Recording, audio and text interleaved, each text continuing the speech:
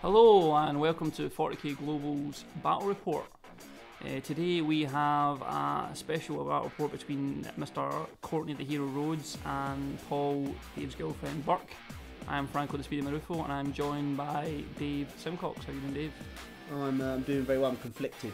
Conflicted about what? Well, I've got my boyfriend playing on one side here and then my hero on the other. I don't know who I want to win. Well, let's look at the list and you can make a wee judgment. The Paul Burke's list been up for the last 20 seconds and we really don't have time to go through it, but it's an Eldar, Dark Eldar list with Eldrad, a Farseer on a jet bike, 5 squads of jet bikes with shuriken cannons, some guys in a wave serpent and some warp spiders. And the Dark Eldar part of it is the Baron, 5 warriors, 5 beastmasters and 25 Chimera as a big beast pack, and it's basically a double Death Star list. So he's not happy with just having a Jetseer start, he then wants to add in a beast pack at the same time. Yeah, because if he gets Fortune for Eldrad and the jet bike Farseer, then both of them are getting Fortune and they're almost impossible to kill for the first few turns. And they call Paul Burke cheesy. Yeah. Courtney Rhodes is gone for a bit of everything. He's IG, Space Marines and Inquisitors. He's got in his Prime Detachment and Imperial Guard, he has Company Command and a Chimera with a heavy bolter. He's got 2 large 50-man infantry platoons with 5 las cannons in one, 3 las cannons in the other, 3 vendettas of course, 2 manticores, and then in the Space Marine Detachment he has as his HQ Tigerius, 5 troops, 5 scouts as troops, a Thunderfire cannon, and the Inquisitorial Detachment is rounded off with an Ordo Malus Inquisitor with 3 Thermal Skulls. He's a level 1 Psyker and he's got the Liber Heresies, which is a book that every time you take a leadership test you can give people certain powers like counter-attack and things like that, hatred and stuff like that. I'm still conflicted. Why are you conflicted? Because I like Imperial Guard, but beast pack scares me. Ah, right, well. And what's your call for this game? We've got here's the missions obviously. Here's primary mission is Purge the Alien, secondary mission is the Scouring, and deployment is Vanguard Strike. Because this is a tournament game, it was in table 1 of Winter Warm-Up. There is a primary and a secondary objective to try and whittle the field down a little bit and give a division. Here you can see the deployment, it's Vanguard Strike like we said, and the Beast Pack and Jetseer Council is pretty much just lined up across Paul Burke's deployment zone with a Wave Serpent in the back corner. If you switch to Courtney now, Courtney is doing the Dave stance. The classic guard stance there. Right in the corner as much as they can get it, to stay as far away from as possible from Paul Burke. And basically, he's doing that obviously to try and make sure that the Beast Pack takes as long as possible to try and get in. I think he's going to try and steal the initiative, but unfortunately he fails. And Paul gets first turn, which is important for him because he wants to get all his powers off before the nastiness of the Imperial Guard shooting turn begins. They're doing something unknown to me as a gamer. I think they just shook hands there, and although that isn't common in any games that I take part in, apparently some other people do that. In your eyes, they've got a lot to learn. Yeah, they're weak at this point, and I don't know exactly what it is we're doing filming these people. And their horrible sportsmanship skills. Well, look, I suppose we should just say that obviously this is a huge matchup, an opportunity really to see two of the top players in the UK. I mean, first off, you've got Paul Burke. Paul Burke is not only one of the top players in the UK, but he's actually the current Grand Tournament champion, which is kind of like the British champion.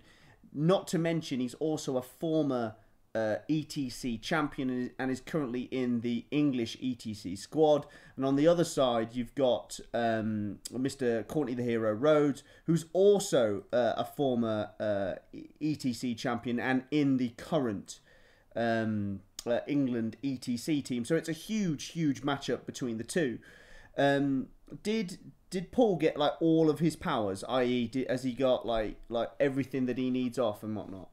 I didn't really take a note of all the powers he got, but I know in the first turn he got off guides. He fortuned the Seers, cast Embolden, through Conceal Up. How many fortunes has he got, I suppose, is what I'm really asking here. Because if he gets one on his Farseer and one on Eldrad, that's 2 fortunes. All of a sudden now you've got a Beast Pack coming at you with fortune and a Seer Council coming at you with fortune. It's Good Night Nurse. I think he's got 1 fortune, and I think I think it's his Farseer's got fortune, and he's given it He's put his Farseer in with the Jetseers, and then I think he's still put Eldrad in with the Beast Pack, but because it doesn't, obviously the Eldrad would slow the Jetseers down, but yeah, I think he's only got one fortune to chuck out there. He's managed to throw up Conceal and Protect in the first turn, but he had to use rerolls in order to do that. One of the things you're already seeing here with the Beast Pack, which is actually, I think, one of the advantages to the Beast Pack, is its footprint, is how much space it can take up on the board. And actually, when you're trying to play hidey in the corner, as Courtney is, it's very difficult to get out of the corner. If you imagine, like, I suppose it's a bit like in boxing, you know, when the guy tries to move out of the corner, but you cut him off. That's exactly what the Beast Pack have got. They can just cut you, because look at the footprint on that army there. The danger, obviously, if you do that with a Beast Pack or any kind of army, is that someone can clip you on one side and hold you there for a turn. But actually, the Beast Pack have hit and run, so that's your real issue going forward, like with the Beast Pack and whatnot. Yeah, that's it. You know, and the thing is, you know, because Courtney is in the corner, really all that Paul wants to do is just cut off that escape route. So by spreading out like this, he's going to charge the unit he wants to charge, because there's only 2 units over there pretty much. But at the same time, he's going to make sure that nothing can get away. You know, nothing can sneak out the back door. The steel here, I know we just glossed over that, but like the steel is a bigger thing than you think, because Paul, look at him there, big grizzly bear. He can't help but kind of bunch up in the way that he deploys within Vanguard, because of how many models he's got. And if Courtney is able to steal with 2 Manticores on the table, and not to mention that Thunderfire cannon, he can make a mess, a real mess of that army. So the difficulty is with like Beast Pack and the Jetseers actually is that if getting stolen on is almost the worst possible scenario. Going second to them isn't so bad because they can figure it out a little bit, but getting stolen on would be horrific against kind of, I mean, Courtney's army isn't even really an Alpha Strike army, but you know what I mean, like an Alpha Strike kind of list. Yeah, that's it, because you're not going to get your powers off, and you're sort of not out in the open, but you're more out in the open than you would have been if you were going second, you know, and that's the horrificness, you know. You've not positioned, I mean, quite often you've not positioned your important sort of independent characters in positions where they can't get killed, you know, from that first turn of shooting, or even the warlocks that you don't want to get killed, you know, because the guys who have got protect and conceal. It's a brilliant piece of camera work for me here. It's could you made it more blurry? The way, well, it's not going to be as blurry on YouTube, man. It's just for you and your eyesight right now. There's Courtney in the back of his head. Like I say, it's brilliant camera work from me. I've had to move it mid-turn because the Wave Serpent's going to do something dramatic. It's managed to move 12 inches and just get in the side arc of a Manticore. So it's going to shoot its loads into the side of that Manticore, and it rolls a 6 for the amount of shots it gets, which is great news, obviously. He then gets 4 pens from this. And out of those 4 pens, he manages to roll a boom, which gets him first blood. And obviously, as you can see from Courtney's deployment up in the top left there, he is pretty crowded in and around those Manticores. It hits 30 models. Shit. And that's pure Courtney. And that's 30 guardsman models. And this isn't an Azrael blob here. This is a Tigger blob, yeah, therefore a 5-up save, right? No power or anything off right now. That's it. He's just got his 5-up save. Hits 30, it manages to kill 7 of that blob that's sitting in front of him. That ain't too bad. He's got all right. Not too bad. He's got 50 in that blob originally, yeah? Well, he's got 100 guys pretty much sitting in that general area, so it's hit 30 guys. Well, he's done well, and he can get 7 killed there, to be honest. Yeah, it's not too bad, but I suppose we should just explain the scoring system at Winter War. The primary mission, which is kill points here, is worth 10 points. The secondary mission, which is scouring, is worth up to 6 points. And then there's what is kind of like they're called Alpha and Omega. And then you've got like secondary missions. And what has Courtney just done a muscle man pose there? Is that what I just saw? He looks like Harry Potter and he's doing a muscle man pose. So, and then your secondary objectives, there is general, as always. There is line breaker, but there's also a weird one at Winter War, which is called First Strike, which is actually you don't get first blood. Only if you kill something in the first turn do you actually get those 2 points for doing that. But both people can get it. It's not like First Blood where only one person can get First Blood, and usually the guy that goes first. Both players can get first strike, so essentially both people can theoretically pick up all the secondary objectives at Winter Warm-Up. What I would have been saying if that Manticore hadn't died is it's difficult for the Beast Pack normally to get first strike. yeah, but he's got one Wave Serpent and he just managed to move in range to get that side shot. Obviously, it was a wee mistake from Courtney there to give him that side shot in the first instance, but it was a good spot by Paul to notice that if he did move 12, he'd get it, and it paid off. It paid off. He's gone a D6 plus 1 shots against armor 10 and ignore cover. It's it's going to do some damage. It's very tricky. This is the same with like Manticores, Hydras, especially Chimeras. As a guard player, and I've played guard, for years and years now. It's so important to position your vehicles to make sure that you get a minimum amount of side shots, because getting through armor 12 is not easy. It's not a joke, especially at range. But the minute you get hit in armor 10, which is what all the guard vehicles are, that's when you're kind of done. It actually gets especially tricky when you've got multiple Wave Serpents or multiple mediocre strengthy guns, like strength 7. That's when it starts to get difficult, because they've got the maneuverability on you. And if you've got 2, it gets a little, it gets even more kind of tricky. But you need to make sure that you've got your Manticore set and the angles are right. Get that tape measure and push it all the way across the table so that draw that line. That's it. Say to your opponent, right up to here is the front arc, right? And if they go, yeah, then you know that you're both kind of in agreement, because you just Courtney has lost a Manticore here, and that's big. Big news. Yeah, and I mean, normally what I would do in that kind of situation is that I would actually point the corner of my vehicle so that the side arc starts with the bottom right hand table edge. So it's impossible to get that side arc in the first turn, because the other sides of the table, it's too far away to get a side shot on that. And then it's from turn 2 onwards that you need to sort of start thinking, from your first movement phase really onwards, you need to start thinking if there's stuff coming on from the other table edge and avoiding the side arc on that. But certainly in a deployment, I'll pretty much just take the corners of my vehicle, draw that diagonal line across from one corner to the other to find the side arc, and then point that side arc, starting with the bottom right hand corner of my table edge to make sure I'm just not going to get hit in it. Oh, for fuck's sake! So is he now boosting the Seer Council right in front of Courtney's army? So there's no avoiding this turn 2 charge right now. I mean, the Seer Council is literally sitting 1 inch away from both these blobs. There's no avoiding it, and not only that, obviously the Beast Pack only has to move 12 and then do a wee tiny charge in order for it to get into combat, so it's every chance that both the Seer Council and the Beast Pack are going to get in turn 2. Holy shit. Well, unless Courtney can back up, and then it's going to have to be a mini first rank fire, second rank fire. What powers did Tigger have? Did he have anything like Misfortune, which would be very, very nice here? He's got 4 up and vulnerable and prescience, and he's got the Overwatch on full ballistic skill power. Well, that's really good. So yeah, he's got a good selection of powers, Tigger. The Inquisitors just taking prescience, so he can twin link either his squad or the Manticore.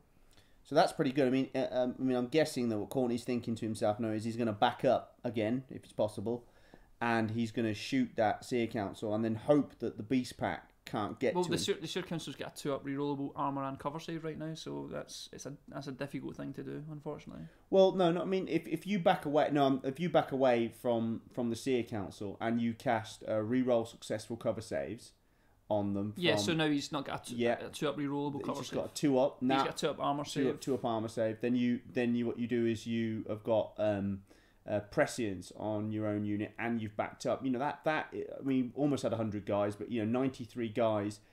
Or what you could go with is you go forget about the cover save if you can't go with it. You go first rank fire, second rank fire. Courtney's gonna have something like 93. He's gonna have like some almost close on 300 shots. A lot of shots. I think Courtney's he's casting some psychic powers here. He's thrown up 4 up and vulnerable.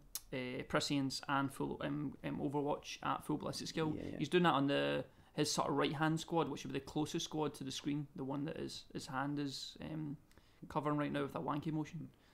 And then he's thrown Prescience on the Manticore with his Inquisitor. And I'm thinking this is just Courtney's movement and shooting phase right here, and the camera will flick again when he moves into the next phase. Basically, during the course of this turn, Courtney's going to move to bubble wrap with his 30-man squads. He's not got everything left from that squad basically, so he's the 30-man squad is going to move to bubble wrap the other squads. He uses the tomb and manages to get hatred on the squads that's the Inquisitor's in, and as you can see just now, he's actually moving the squad that's on his left flank around the Jetseer Council, and what he's doing right now is he's setting himself up for a charge, and that's what we're going to go into. He's going to go into assault, because that squad right there is stubborn. So what he's hoping to do is charge the Seer Council and then hold them down for as long as possible. Rather than shoot them with loads of shots and try and kill as many as possible, they still have a 2 rerollable armor save at the very least. So is the Baron not in with them then? No, the Baron's not in with him. The Baron's in the Beast Pack. Right, okay, right. Because it would slow the Jetseers down. Yeah. So the Baron's not in with him, so he's going to try and pump as many shots as possible into the Beast Pack to try and whittle those guys down. They don't have Fortune, remember, so they are vulnerable to some of the shooting, although they are a massive Beast Pack, obviously.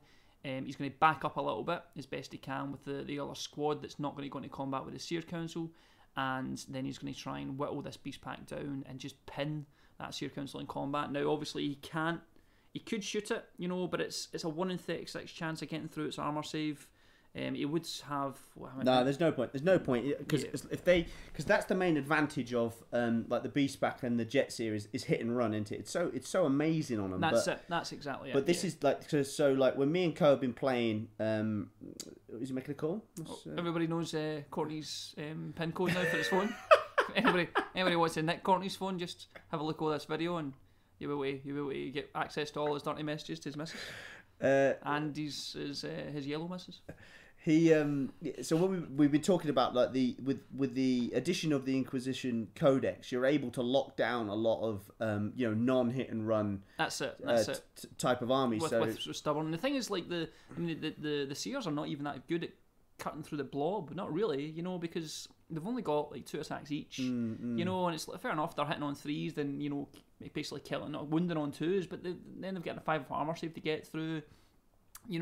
So it's just one of those combats that because the blob's so big and because it's stubborn, it just lasts forever. It just lasts forever and ever and a day.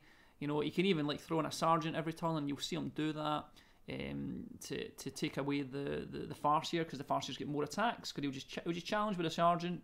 Farseer will take that challenge, but he's only killing one guy now, and he doesn't mind losing a sergeant sort of thing. So this is him just sort of, I think he's going to try and move into range with the other blob, and it's going to try and move to sort of almost block the first blob so that the Beast Pack can't rescue the first blob. It can't get rounds, it can't get through that gap, and it can't rescue the first blob that's going to go into combat with the Jet Seers. How far is that Beast Pack at the moment from maybe like Co's? It's like 15 inches. It's going to get in. He could move back, but it's turning a 3-inch charge into a 6-inch charge. Right. With fleeting things, it's not likely. So his plan here now is to lock the council, lock the Jet Seers, but then mess up the Beast Pack. The Beast Pack is best, because he's got 1 shooting phase, 1 complete shooting phase, plus he's got Overwatch on full ballistic skill. So he'll do a bit of damage. They don't have Fortune, so he will do a bit of damage. They've just got a 4-up save, right? They're a toughness 4 model. Got a 4-up invulnerable save. He's got a Thunderfire cannon. He's got a Manticore. He's got an awful lot of shots. With Prescience up. He's good as gold when it comes to killing large units like this. So he's definitely going to do some damage. At this point. I suppose now, thank God that Paul did go forward and hit him with that Wave Serpent. Imagine double Manticore. Jesus. Yeah. Prescience. One of these is Prescience, One of these right? is Prescience. That's right. Yeah. But he probably wouldn't have Prescience the other ones. He got Prescience with Tigger on 3. He's got 2 presciences, but he I think probably wouldn't have done it, would he? I think he'd probably keep it on the squad, wouldn't he? Because he's going to get double shots with that squad, essentially. Yeah. And the other thing that's just interesting about Co's army is you see that Chimera at the back there. Everyone's sort of talking about whether to take Chimeras or not in a guard army, and what we've been thinking is you do. And the reason you do is if it's night fight first turn, you've got nothing to hit. You know, like your manticores are just not going to fire, and with things dropping out of the sky and whatnot, and look, people getting side shots, people can easily take you out, you know, in the second turn after night fight, and even in the first turn if they're Tau. So he's got that in there for, you know, predominantly for night fight, but they're also a good, you know, later game when if they can get out with, they've got stuff inside to contest or claim if you put your platoon command in there. Yeah, that's it. What we can see right now is Courtney just counting up his models to do his first rank fire, second rank fire on the dogs. And when he counts everything up, he works out that he's got 34 shots from the models that are there.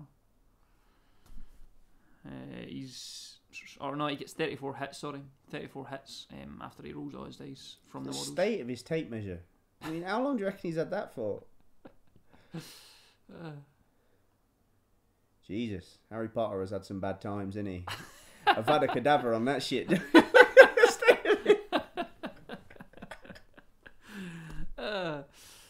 So he gets 34 hits.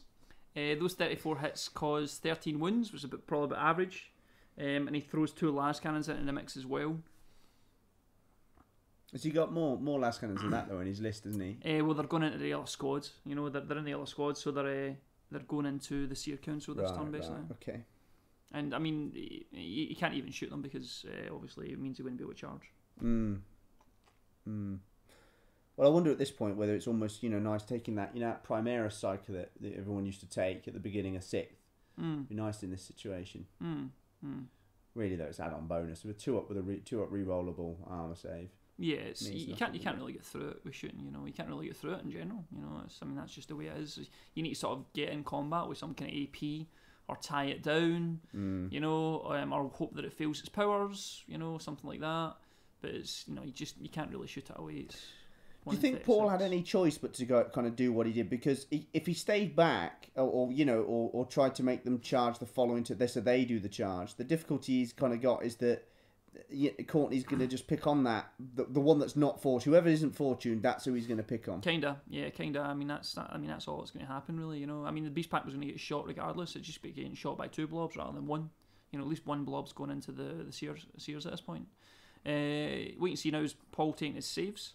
And when all said and done with this around the shooting, the Baron takes a wound, 4 dogs get killed, and a Beastmaster also dies.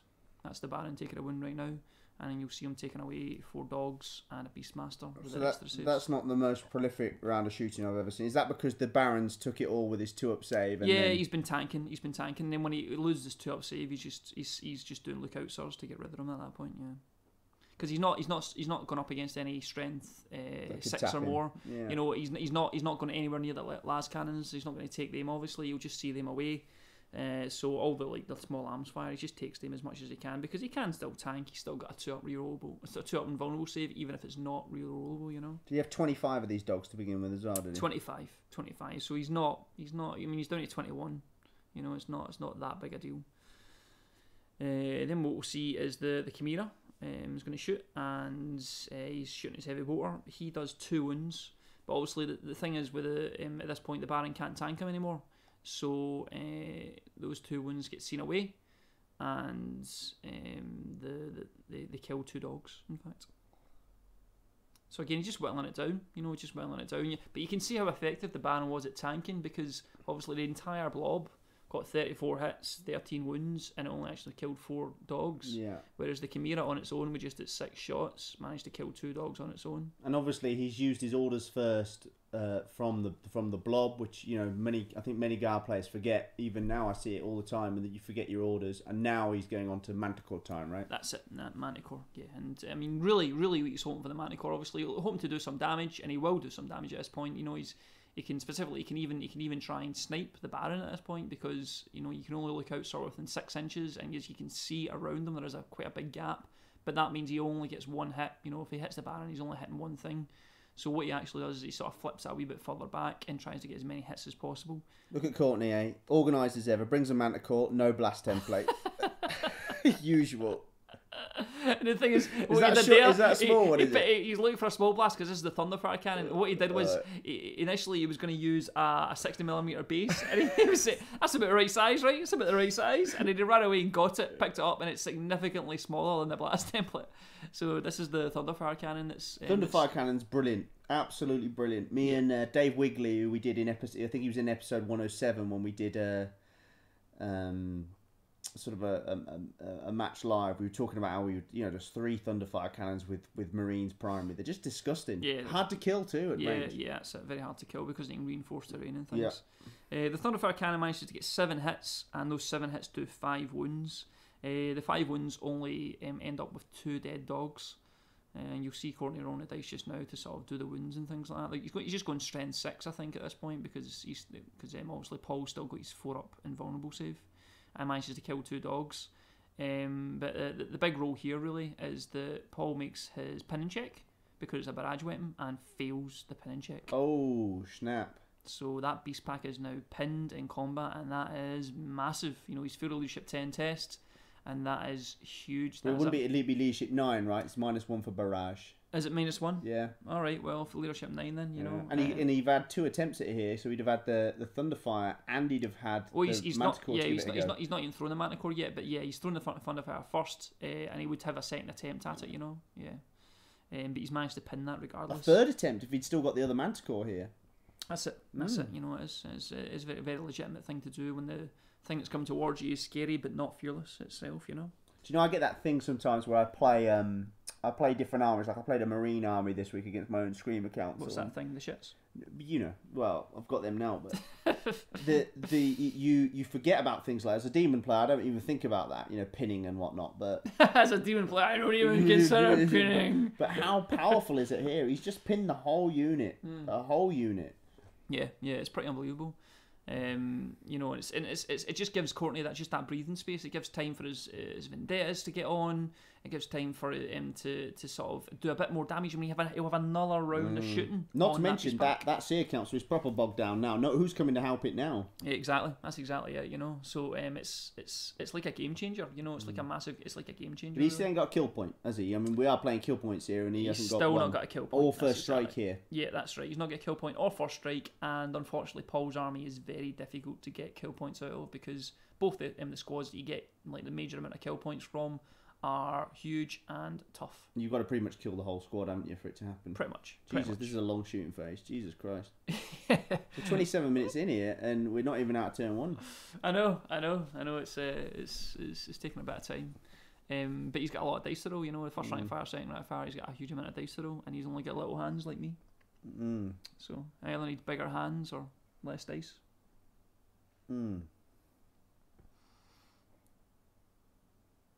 Nice amount of broadcast silence there for you folks. I was concentrating then. I was wondering, why has he got a dice on his Manticore? Does that mean he's just shot it? Is that what he's doing there? Because a lot of people do that thing where when they've got a lot to shoot, they shoot someone, then they put a dice near it. That's what I was trying to figure out. Is that what he's done? I think so. Jesus. That's if your camera stays still, I can see there's a dice on it. It's some good camera work. Oh, it's because we're going into the assault phase, and rather than just snip off the end of that last video segment and then have a smooth transition into this camera angle, I decided to just show you me moving the camera, because it's all about professionalism in 40k Global. Good. At least I can see what the models look like. That's the thing with other, like, I've seen some fucking battle reports. I don't know what I'm looking at, but at least I can half tell that they're jet bikes. Yeah, that's it. So he's stucking them in. He's did his assault, and he's thrown them into the jet seers to pin them down and sort of keep them out of his hair for a couple of turns. I mean, this is huge. Obviously, he's going to pin these guys down for a few turns, and the beast pack is already pinned. So by the time the vendettas come on, the beast pack haven't even managed to move forward anymore. And that's massive. And is he going to go for? I mean, what's he going to go for with them vendettas? I mean, would you be thinking about? I'd be thinking about maybe the wave serpent, because late game that's starting to put stuff on scouring. Kinda, and it's a kill point, and there's guardians inside it. Payback, because it's just messed up his first turn. That's it. I think it's an easy kill point, and I think you need to start thinking about getting some kill points. Because you can't kill those jet seers. That's the massive thing. That jet seer council is worth 2 on its own. The beast pack is worth 1, 2, 3 on its own, and they're both tough. They're both difficult to kill. but the Jet Seers, they're But almost that's Courtney impossible. though. I'd be thinking to myself, well, I've done well here to get, but how actually have I just given up a kill point here, or Yeah. How am I gonna? I mean, I'm gonna hold them down for a couple of turns, but how am I gonna stop this unit because they've got the 2? How can I stop this 2-up? Yeah. I need him to fail his psychic test, right? That's but exactly it. These Eldar guys don't even do that these days, do they? Yeah, so. What we're seeing just now is the assault phase, obviously. The mini blob, as we've seen, is charged into the Jet Seers. The Farseer challenges, so the Sergeant accepts it and obviously gets annihilated. The Seers manage to kill 5 guards. 35 attacks come back, which do 15 wounds, but does nothing, obviously. He's got a 3-up rerollable armour save. And predictably, the Imperial Guard passed their Leadership 10 stubborn test. And the combat continues. So a quick old combat then. How many attacks does a jetbike? You say he's only got 2 each of those. Yeah, they've only got 2. They've got 1 and then +1 for like a pistol. Because they come automatically with the Witchblades now, don't they? Yeah, they come with the Witchblades and the Shuriken pistol. So they've got essentially 2. Yeah. And how many has he got in there? 10. He's got 8 in that squad, including the Farseers. Plus the Farseer. He's only 1 Farseer. Oh, remember, yeah, he's a Farseer and Eldrad. Yeah. So it's. I mean, it's.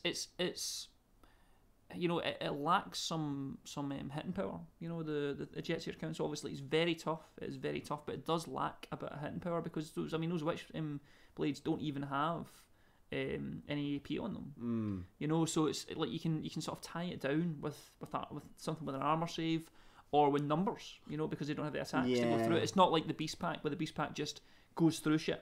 Because it's so many attacks, they get like 100 attacks coming in on the charge. Yeah. The actual Jet Seers don't have that benefit. But normally you wouldn't be able to do this because even I was thinking they had hit and run because I'm so used to the Jet Seer having hit and run, and I realised actually it's the Baron, right? That's what you need here. And so what Paul's having to do is somehow manage between the two of who's going to have the hit and run, who am I going to give the fortune to, where do I put these guys. And gets and run the risk of getting stuck and whatnot, That's it. That's exactly it. Yeah. I mean, it is a very scary list, but you can see why some people will just take the 1 Death Star because it's almost like, it's that 1 Death Star that does everything. Whereas this one has got 2 Death Stars and both of them do a bit of something. If you pile all those abilities, like hit and run, like fortune, all that stuff into one squad, what you've got is one unkillable squads pretty much that also hits ridiculously hard, and if it can get stuck in combat because it's got hit and run, and he doesn't get the benefit of all of that with both of these squads. But I think the idea is that if one squad gets stuck, the other one helps it out. The other one rescues it, and it's just unfortunate in this instance that the other squad won't be able to rescue the Jet Seers in turn 2, as you would normally sort of plan. Is it me or are these guys moving quicker than normal? You got it on a setting that's put them a little bit quicker. Because I know Paul doesn't move that quick. I am not as technical as that, but there's every chance that they're moving a little bit quicker. Wait to see Courtney now move once she's finished wanking. Right, watch this. She moved. Look how excited he is. Look how quick he is with that hand. There's no way. I think you've put it on ×2. It's not ×2. It's not ×2, but it might be times a bit. Come on, look at him. Come on, relax that hand. Any minute now. So what's going on here now? Are we still in assault? Yeah, we're still sort of rolling all the assault. So obviously there was 35 attacks that came from the blob. So yeah, it's a long old phase. How many troop choices has Paul got? Paul has 7 troop choices, Jesus. but obviously it's scouring as well. So he has the warp spiders, which are also scoring. That's why the warp spiders, when you start moving forward in the first turn, the warp spiders weren't too aggressive because they're worth a point as well as a kill point. And they're scorers. What made him did he have to set them up because of the half and half issue of setting up half on and half off? No, I think he was just looking for the sort of triple aggressiveness of the warp spiders plus the beast pack plus the Jet Seers, and he's got a big line of sight blocking piece of terrain in the middle. I was just going to say, is that what that red thing is? Is that line of sight? Is that line of sight blocking? Yeah, you can see it right here. This is the Jet. You can see the warp spiders sort of hiding behind that massive hill. And fair enough, they could have thrown a manticore on them, but they have got a 3-up armor save, so it would have been like a waste of the manticore shot. I think he was banking on. Paul was sort of banking on Courtney not being silly enough to throw a manticore at those guys. Well, you know what? Like at times, I mean, the problem is you've got so many issues of a beast pack and bloody Jet Seer coming at you. But at times, I have whacked a manticore on 3-up save models, especially something like spiders. but I need them to be a little bit further on their side of the board because make them run. That's what I'm after. I want them run them off the board because I know I probably won't kill 6 with 1 Manticore, but if I can get them to run, what a lovely bonus it is. But not in this scenario. You've got too much to worry about. Way too much. That's it. So this is the beginning of Paul's turn 2 in his movement phase, obviously. He's thrown up Fortune on the Jetseers, Doom on the Blob, Doom on a Manticore, and then he's thrown up Protect and Stealth. He's hoping to get those Jetseers out of combat somehow, I guess. At the very least, Protect is going to be beneficial. So he's not got anything like Scryer's Gaze to keep his reserves off. No, he's not got that. But he does chuck the Renew on the Baron to get a wound back on that guy. Makes a little joke about, I wish it brought the invulnerable save back, and Courtney shoots that little joke down. And then he throws Horrify on the Blob twice to try and I think bring the leadership down or some shit like that. What does Horrify do? Well, neither of us know, which is why we're so eminently qualified for commenting on this video. So you've noted it down. Noted it does. I know that he's done it. But you don't know what it does. I think it removes Fearless. If you've got Fearless, it removes Fearless. You're just making it up now, aren't you? No, and if you don't have Fearless, I think he makes you like take a test at a minus. But I don't think stubborn. You don't think you can take any tests at minuses. Well, then it makes you take a test. Maybe it takes you to make you take a test. Then all right, we'll go with that. Then let's have that. I'll look it up since you're so concerned. How many of his reserves came on? Because like one of the things I always think of when you're playing a beast pack normally, I mean, I've never played this kind of list, which is a double list of horrendousness. But he's managed to get so many fucking troops in. But I'm always thinking to myself, how can I kill off these troops? You know. He managed to get 3 units of bikes and a squad of warriors from the reserve, and he brings them on pretty offensively. Actually, he wants to use them. Because he's got shuriken cannons on those bikes, so they've got strength 6 shots, so he can actually get side shots. Is he going to go for that Manticore? Because the Manticores have to flip round and it's doomed. Remember, it's doomed at this point. You know, so those strength 6 shots are actually not bad. Terrify receives no benefit from Fearless. It treats all enemy units as having a fear rule, and must immediately take a morale check. So I think he was just looking for that double morale check to have an effect on those guys and make them run away. It will be a nice bonus, though, wouldn't it? I suppose if the blob ran when they're trying to hold down. Well, it'd be a wee balance, wouldn't it? Could he's failed his big leadership Well, test? I don't know whether it would be. I mean, like I think as a guard player, you're looking for pinning all the time because you've got so much barrage that you're thinking, well, you know, if someone has to take 3 leadership 9 tests, now you're starting to think they might well fail it. You know, it's not like they're taking 1 leadership 10. Yeah, that's it. It's true. You know, so. What's that? What are they? Some shitty Dark Eldar warriors? Are they walking on there? In the back right, yeah, that's the Dark Eldar warriors. Again, they're coming in kind of offensively, you know. I mean, although they've only got the splinter rifles, they're coming in to actually use those splinter rifles, which is interesting. I'm not really sure what objectives are over there. The objective counters are the blue sort of coin-like things that you can see on your screen in various bits. So there's one in the middle of the screen here. There's one to the left centre on the screen, and there's one in that piece of terrain that's at the top of the screen near Courtney's blob. I'm not really sure what the other ones are, and I haven't taken a note because that's the quality of this report. Something interesting here though is in terms of like the type of player that you play. Like, you know, like a lot of guys on the circuit know that I'm uber conservative, very very conservative player. Is that what you call it? Conservative? I would say cowardly. I like to use the word uber because it gives me a little bit more ruggedness. Uber. We'll say uber cowardly then. We'll go for that. But Paul is aggressive. Yeah, you know, super aggressive. And known as. I mean, I'm not sure whether I'd call him super aggressive. Well, you know, like I'm uber conservative. He's not in my league. He's not like that kind of. He's not. He's not as aggressive as you are cowardly. That's right. Yeah, let's go with it that way. Very few people are. Very few people are anything as you are cowardly. But in saying that, you could, you know, like you could predict this kind of thing. You could predict as you move your Manticore, you know, to face the Wave Serpent that you know he's going to do that. You know, many other players wouldn't. They'd be thinking, right, I'm going to save these jet bikes, hide these jet bikes. But you'd have to know Paul, or you'd have to play Paul to realise that that's the kind of nasty little tactic that he likes to come out with. Yeah, and in fairness, I mean, like, what is Courtney coming back with him, back against him with? You know, he's got 1 blob.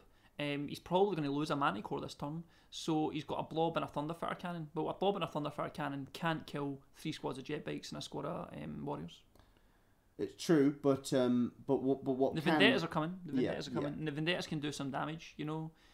But remember, the bikes have got cover saves. Yeah. So I mean, a load of Vendettas can come on, they can do some damage. It's almost like you know, you're looking at almost like 2 Vendettas to kill 1 squad of jet bikes, you know? Well, kind of. I mean, I'd almost be thinking if I had the 3, because the only reason you're going for it is a kill point game and a mission based game, and and to kill like a jet seer and a beast pack is nigh on impossible. But to kill two squads of jet bikes, not so impossible. That's it. Now, is Paul about to fire now with that wave serpent onto that manticore? Yeah. He's going to try and bust tail a manticore with a wave serpent, but I think he's got front armor this time, so it's not as easy. Because if he's doing that, one of the things I'd be thinking, if I was Co, I'd be thinking, well, wait a minute. If he goes for that, that means he's gone offensively with his shield. He's not got a shield. Now I can put a vendetta onto... Because defensively, still very, very difficult to kill him, with the vendettas. Now, maybe I'd be tempted now to split. I'd put one vendetta maybe into the wave serpent, and then I'd put another, maybe two over there into the jet bikes. Trying to get like 3 kill points here, because now that the beast pack are about to come in and they're about to make a mess in turn 3. I mean, they're fucked now, but if you don't manage to pin them again, obviously, I mean, you can go look for the pin, but I think at the end of this turn, you'd be lucky if your Manticore's still alive with all those strength 6 shots into the side plus the strength 7 shots into the front. It seems unlucky. Well, most certainly go for the pin. If your Manticore and your Thunderfire is still there, but there's a chance neither are there by the end of this. But then it becomes a bit of luck if you get a pin with just one of them. You know what I mean? That's it. That's exactly it. Now, again, if I was more professional, I'd know how long this turn was going to last, and we could sort of comment and judge based on that, but I'm not professional at all, and I've got no idea how long this turn's going to last. I just know that the entire video was about 2 hours long, and that we're in turn 2. And it's 41 fucking minutes in. They're never going to make turn 7 here. I can already predict that for you. Well, remember it is a tournament. There's only 2.5 hours to play these games. They are playing at super speeds, and I mean obviously this isn't speeded up. That's only because you've sped it up times 2. No, they're just moving quickly because they understand the time constraints of the tournament. But it seems that if they're in turn 2 and it's 40 minutes in, and they're only in the movement phase of turn 2, and there's every chance of this, I've labelled that wrong. If they're only in the movement phase of turn 2 and we're 40 minutes in, it seems unlikely they're going to get to turn 7. I mean, one of the things is that both of these armies do a lot in the first couple of turns. That is the truth. Do you know what I mean? They've got a lot of kick. Yeah, got a lot of kick. Yeah, so you do a lot less later on, but because there's nothing left, because it's so fucking brutal. Yeah. Yeah, kind of. You see him being kind of conservative here with these warp spiders. Again, he's paranoid about losing the warp spiders and giving up a kill point plus a point for scouring, plus losing a scorer. So that shows that's where he's not being uber aggressive, because he's being clever, knowing that look, if he doesn't kill the Manticore, then them plus the Thunderfire could have them. Yeah, and he's not being as aggressive as you are currently. So. That's right. But more likely he's going for the beast pack, right? If you've still got you guys left, you're going to go for the beast pack. You're not going to be doing anything silly here, right? Yeah, kind of. Are we in the shooting phase yet, or are we still in movement? I think we've moved into the shooting phase, but I've labelled it as movement because, again, professional. What you're going to see in the shooting phase is, surprisingly, he's not actually going to go for the Manticore with everything. He's actually pumping a lot of shots into the blob with his jet bikes. I guess he figures that the shuriken catapults, as well as the cannons, obviously, will just do more damage. Appreciably more damage if he pumps them into the blob, because at least it's all the shots from the squads that are doing something. And I think he's going to try and rely on the wave serpent to shoot the Manticore. And he is quite lucky with his wave serpent. He gets another 6 shots on the Manticore. Oh, he's shooting. Oh, good. And the assault. And a new angle. Nice angle, this one, dude. I like what you've done here. And you like how I've managed to move it without showing you that I've moved it. Is that a shadow on the left, is it? Or what is that? Is that terrain? I was about to say that's just Courtney's hair, but no. That's the big hill. It's one of those big Games Workshop modular hills, and it's been cunningly painted black to blend in with the tan. With the grey. Yeah, it still fooled me. I thought it was a shadow. It's the thing in the tournament was a bit sparse with terrain, so some folks had to, because it got some last minute attendance. The numbers went up in the last minute. It got some last minute attendance, and it couldn't really carry the attendance figures. But Tim King, the tournament organizer, said, "Look, if you can bring terrain along, then we can let other people in." And people brought terrain along, but as is typically the case, the terrain wasn't painted, or at the very least it was sprayed back and then black and then forgotten about forever. I can't remember which way round it is with the wave serpent, but one of the guns ignores terrain, the other one doesn't. It's the shield that ignores cover. Right. I'm not even sure Courtney's going to be getting cover here. I mean, is it the blob that's giving him cover? Yeah, I mean, for the other gun. Probably, I mean, because he's doomed here, right? The thing is, like, the other gun's not going to get in range. It's only got like a 36-inch range or something, and the wave serpent's at the other side of the table. It's only the 60-inch serpent shield gun that's going to get in range. The unfortunate thing is that when he shoots his serpent shield off, he does get 6 shots with it. Because it's random, right? It's random. It's D6 plus 1. That's it. But he only actually manages to get 1 glance through on the Manticore. And all the other shots from the jet bikes go into the blob, because I'm guessing that he's a bit scared of that blob and the amount of damage. Did he fire the jet bikes before he fired the wave serpent then? From my notes, I can see that he has done that.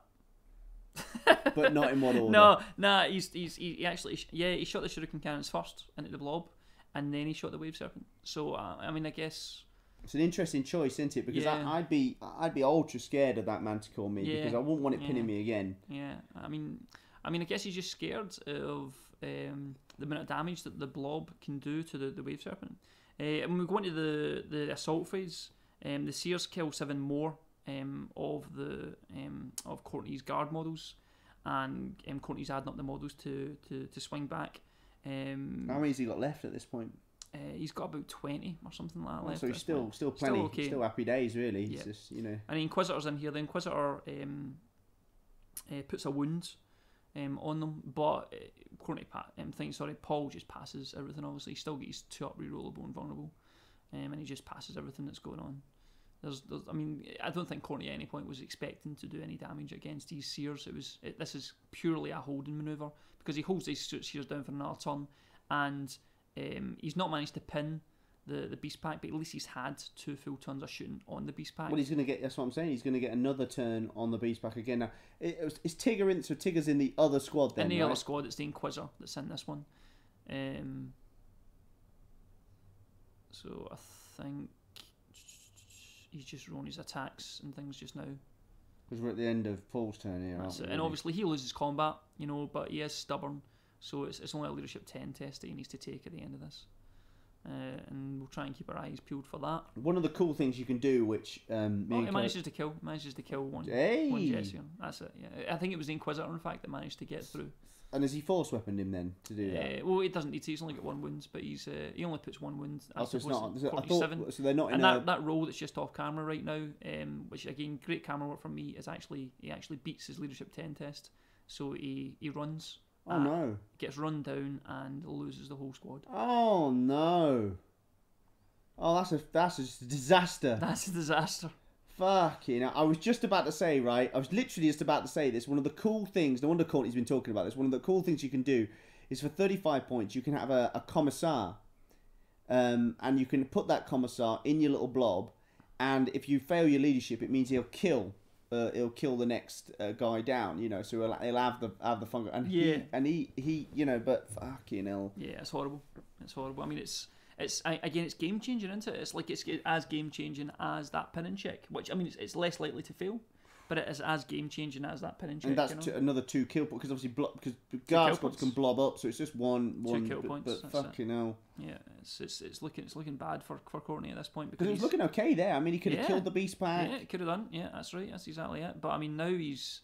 Well, I mean, he can kill the beast pack, but he's just going to take a charge from the Jet Seers in the following turn. Doorstep and everything. I know, it's horribleness. Yeah, it's horribleness. What's the average to fail a leadership 10 test? It's 1 in 8. A 1 in 8 shot. Right, well, I think you need some kind of reroll. You need some, because the thing when you're combining stubborn and they shall know no fear. Even if you fail, you're okay. You're okay, but that is real difficult there to get sort of run down. And if he hadn't got run down, he's got a company command squad, right? Yeah. He can get back into the fight from. Yeah. But fuck. So here we are moving into Courtney's turn 2. He gets all of his vendettas on, which is nice. Hello, Wave Serpent. That's exactly what he's doing. Hello, Wave Serpent. He's going to try and bust that Wave Serpent with his vendetta, because obviously it doesn't have the shield, and then he's brought his scouts in behind the Wave Serpent, so that when those Guardians fall out, he can take some shots with the scouts as well. So he's after 2 kill points there. He's after 2 kill points, and the thing is, there's nothing else over the side of the table, so if he does bust that Wave Serpent, there is a good chance that those scouts will beat the Guardians, because the Guardians are complete ball bags, and really all you need is to get the first shot on one of the scouts, because you've got bow guns and things, you pretty much just shred through them, and then you'll beat them in combat as well. Once you've whittled them down from hopefully the explosion from the Wave Serpent plus the shots from the scouts, that's enough to beat them in combat. However, if he doesn't kill the Wave Serpent with his one Vendetta, then those Guardians can get out and they can throw their shuriken catapults into those scouts, and essentially what's happened is he's lost a kill point for the kill point that he's trying to get. The thing is though, but with that last roll, losing that blob, the Jetseer's on his doorstep, things are getting desperate, right? Needs to do it. Yeah, that's exactly it. He's not got the option of He's not got the option of not playing a bit risky at this point, because he's already down kill points. So I mean, what else has he got to lose? Is it cold in there or something? How come everyone's wearing a jumper? It's fucking Baltic. The heating was off, and this was just before Christmas. You'll see later on Tim King and the event, the venue manager Richards will come on and have a wee chat about the place, and Tim King's wearing a Santa hat because it's ruined. It's just before Christmas, and it's just absolutely Baltic. There was no heating because they ran out of gas at some point and couldn't find any from anywhere in the city. So I mean, Richard, the event organizer, was nice enough to make me a cup of tea at one point, but that was the only source of heat I had for the day. Welcome to the UK, foreign listeners.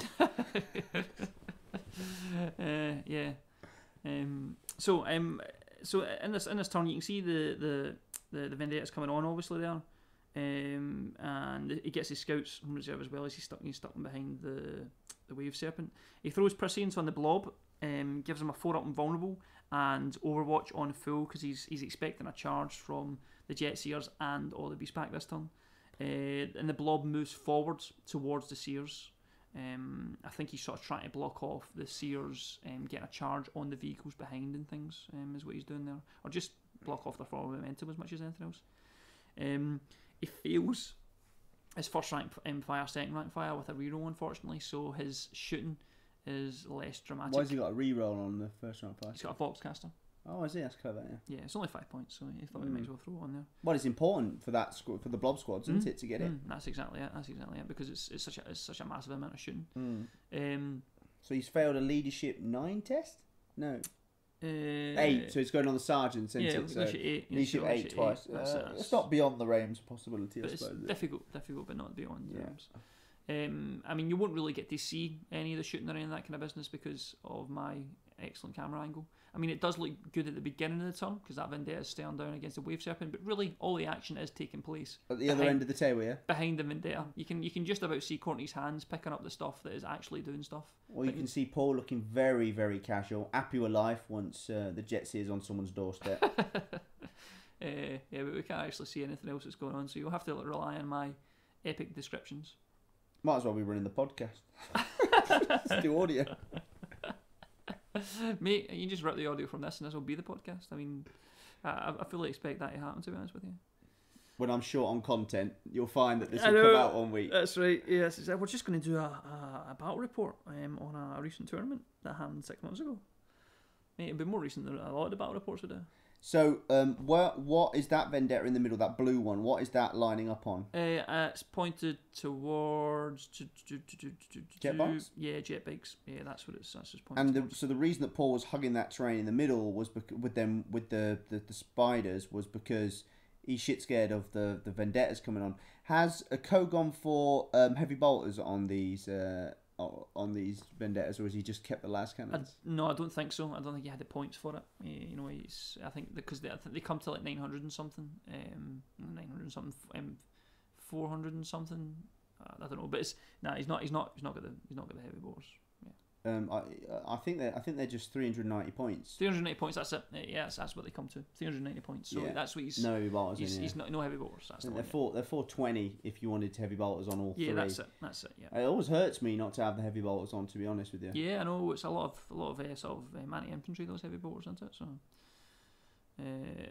Well, it's now that you wish you had them. You know, the minute you're taking out like this one here, taking out this wave stuff, and don't give a shit. But yeah, it's the guys that are shooting at the jet bikes. And 10 points for 2 heavy bolters. I mean, it's one of the best steals in the game, isn't it? Kinda. Yeah, it's I mean, that's what I was saying earlier on about the Vendettas shooting at the jet bikes, because I mean, you're lucky if you one Vendetta kills a jet. Yeah, so I was thinking he had heavy bolters. You see, I didn't quite realise that it'd be there. It. So that's it. What we're seeing just now is we've moved into the shooting phase. No indication that it's moved into the shooting phase, obviously, because I'm lazy and I haven't labelled it as such. Tell this is the early battle reports. I wonder how this is going to probably won't improve. What the hell is going to improve? Not at all. Not at all. The Wave Serpent's just been shot by the Vendetta and it managed to kill it.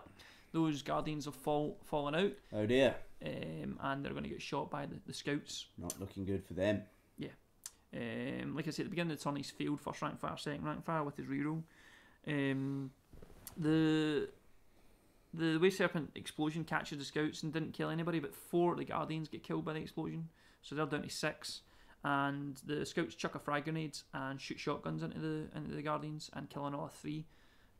So bringing them down to 4. You know, and 4 Guardians is, you know, like the Scouts will bust 4 Guardians basically. Even once the Guardians shoot back at the Scouts, the Scouts will bust those guys. Yeah, but there were 5 Guardians in there to begin with. Were 10. 10. Yeah. So now he's down to 6.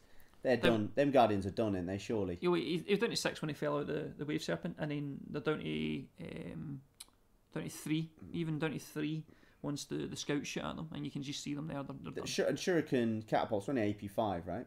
They're not they're not AP4. They've got Rendon, obviously, you know, but he's got 6 shots. What?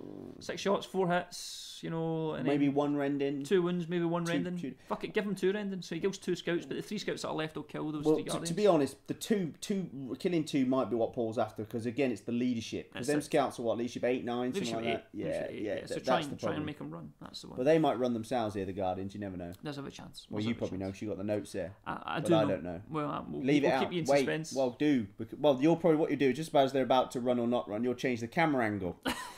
We won't be able to see whether they run or not. Courtney will step in front of it and all see his little head. No, I'm sure. I can't be totally sure because the cover's so good. But there's the blue Vendetta, grey Vendetta. Is there another grey one all the way down the other end? Is there might be shooting Courtney's balls at the moment or something. Yeah, there must be, because he's got 3 Vendettas on. Or I mean, it's either that or I've taken the wrong notes. Anything's possible right now. Let's say he was going for the jet bike, shall we? No, I'm pretty sure he's got 2 Vendettas pointed down towards the jet bikes, and he's trying to kill those guys just now. The Thunderfire Cannon shoots first, shoots the dogs, manages to get 10 hits and 1 on the spiders. 1 on the spider passes the save, but 6 go through on the dogs and 4 die plus a Beastmaster. And how do we do on the old pin? Does not manage to pin them this time. What about, and you say he didn't kill a spider one? He didn't. No, the spider took a hit, but didn't fail his armor save. You know, it's an interesting one with guard, right, in this position. That I think if I had heavy bolters on the Vendettas, it's kind of like, where do you go? What do you do here? You know, like Courtney split his fire, because you're trying to think, how many kill points do I go with, and how long will it take the Jets here and the blob to get through me? You know, you'd push up with the blob. Hopefully that's what he's done. He's pushed up with the blob a bit because he knows he's probably going to lose combat and run with Dacian Fear. But the old thing with the blob, where you run, regroup, come back and shoot again, might come to his aid here, because he could shoot the beast back again. You know, it might go okay, but He does manage to chuck the Manticore into the Warriors. He manages to get 6 hits on the Warriors, and even gets 2 hits on the bikes, because he gets a couple of blasts to throw down. The 2 hits on the bikes manages to kill 2, and the Warriors lose. They go to ground, so they only lose 1, and everybody passes their pinning checks. Well, the bikes don't take a pinning check, but the Warriors pass their pinning checks. What about leadership test? Well, there's no leadership test on the Warriors, and what he does in a wee sec is he'll throw the last Vendetta into that last bike. Even though it's 3 las cannons on a bike, seems a bit overkill. Not really, because it's a kill point. Yeah, it's a kill point. And they've got a cover save, right? Oh no, they've got a cover save. 5 up. They're 5 up. They got a 5 up. That's exactly it. So the Vendetta kills that last bike, getting him a kill point. You know. Where are you stood at this moment? Just away from people, are you? Yeah, I try not to get too close to people, because I don't like them. Good shot on the very, very old tape measure, I thought. How do you get it that dirty? I'm wondering. I wonder if he uses it in the building trade at the same time. I was about to say he must take it to work and then stick it in his builder's crack. Interesting. It's interesting you haven't filmed that bit yet. Is that going to be the next camera angle? Is it? We're going to see his builder's crack. That's the Eddar's cut. Is that 18 version? It's never make it on YouTube. YouTube. Aliens, will it as well? Yeah, it's not on YouTube. It's going to YouPorn, that one. Got you. That's where that's going. So the Chimera also kills one Beastmaster and a dog. The Blob then shoots at the Beast Pack and manages to put 9 wounds into the Beast Pack. The Baron takes 1, so he's only down 1 obviously because he's already hit renew on him. So he's back up to full wounds before taking that. Manages to kill 3 dogs and a Beastmaster. So again, it's whittling those guys down. And remember, when those beasts come in, they are going to have to take some Overwatch. But are they? Because you're just going to.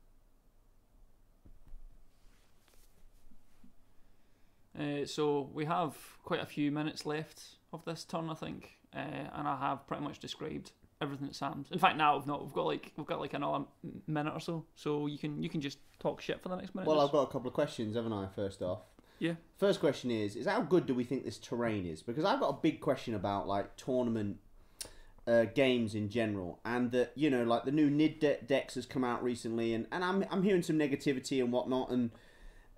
Shocker! It's a shocker. What are you saying? A new deck's been released, and the internet has expressed a negative opinion about the decks. It's crazy, isn't it? Well, dude, what I'm always fascinated about is how quickly folks can absorb that knowledge, come up with all the possible permutations to it, and then realise instantly how shit it is. Do you know on the podcast?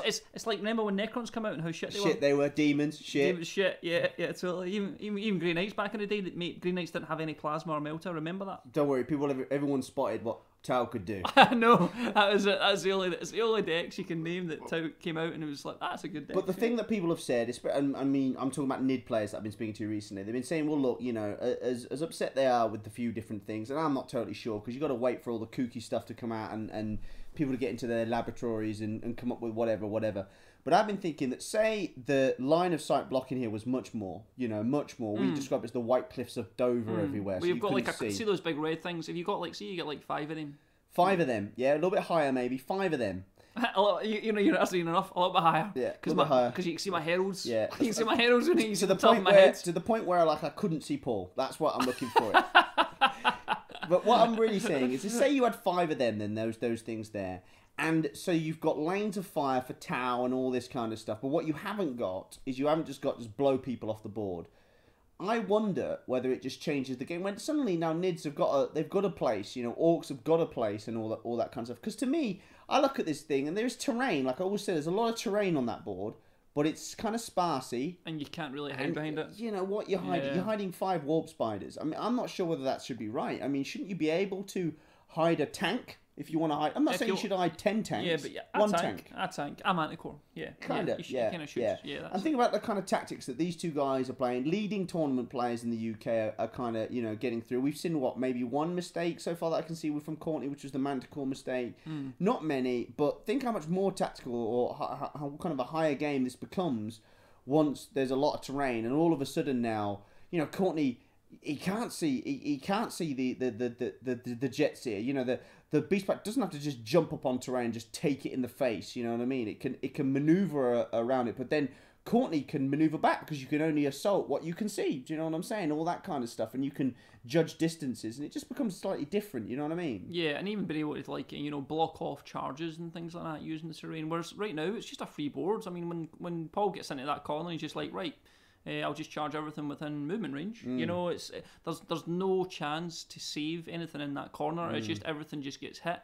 So although it seemed like terrain would be just beneficial for Paul, in fact, terrain's actually beneficial. For everybody if you use it properly. So we've got an Eldar turn 3 here. Paul is going to start off the turn with psychic powers as usual. He throws renew on the Baron, which that's a really good tactic. That with the Baron, obviously he's still got 3 wounds on that Baron, although he's lost the save. So he will just keep on taking wounds on the Baron until he loses one, which is usually the first wound the Baron takes. And then he starts seeing them away. And what he'll do after that is he'll just throw renew on it, so that to make sure that the Baron goes straight back up to 3. wounds again. He throws Horrify on the blob, but it fails again. If the leadership test is passed. And Conceal on the Seers to give them that 2-up cover save if they boost. Or at the very least they'll have about I think a 4-up cover save even if they don't, or 3-up cover save if they don't. Protect to give them a 2-up armor save, and remember, because of Fortune, that's all rerollable. Doom on the blob and Guide on the Warspiders. So the White Warspiders are actually finally getting in the game, and they're going to... Fuck me, has he got enough psychic powers? Yeah. Well, he's got 4 from Eldrad and 3 from the Farseer, didn't he? And then he's got 1 from each of the Warlocks. He's only lost 1 Warlock, so he has 4, 3, 7, 14 powers to throw at each plan if he wants. But he's not going to chuck all of them. Yeah, well, you might start killing off his own guys, wouldn't you? Kinda. You know, and remember those Warlocks are only thrown out in a leadership 8. So it's you don't want to throw them out when it's unnecessary, sort of thing, you know. 2 squads of bikes come in from reserve, and he's going to position the Seers for Destructor, and a charge with the Farseer being the closest model that's charging in. And when you Destructor, that's the template weapon. The Flamer. It's the Flamer weapon. That's the Flamer psychic power. Do you say they got 4 up though? That they've got 4 up. They've got 4++. That's it. Yeah. What's Paul looking for there? So Paul there, when he moved that jet bike on, he was looking for a side shot again on the Manticore, right? Yeah, that's what he was trying to figure out. Yeah, I think so. I think that's what he's trying to couldn't quite get it, right? Yeah, I think so. I think the Manticore's positioned quite well, so that he's not going to quite get that. Yeah. The beast pack looks kind of sparse. It is. It's very sparse at this point, you know. But remember, those guys that get 4 attacks each on the charge, so they will still shred through Guardsmen, you know. I mean, the Guardsmen get a 4-up invulnerable, which is going to give them some, some reprieve, but it's against the beast pack and the jet seers. It's not a good day. It's not a good day for the beast pack, not at all, you know. And the difficulty is that I wonder whether, I mean, who knows, because your camera angle. Here we go. You're about to say, I wonder if the Baron's going to join the jet seers. Yeah, he is. That's exactly what he's going to do. So they'll have hit and run, and when they get hit and run, then they're just horrific, because they can just bounce around that whole area, killing everything. Yeah, kind of, and now they've kind of got free reign. But I suppose, I mean, it depends how far he brings that beast back forward now, or the remainder of it, because what Courtney could be thinking here is, look, I'm going to lose this if I don't lose too many guys.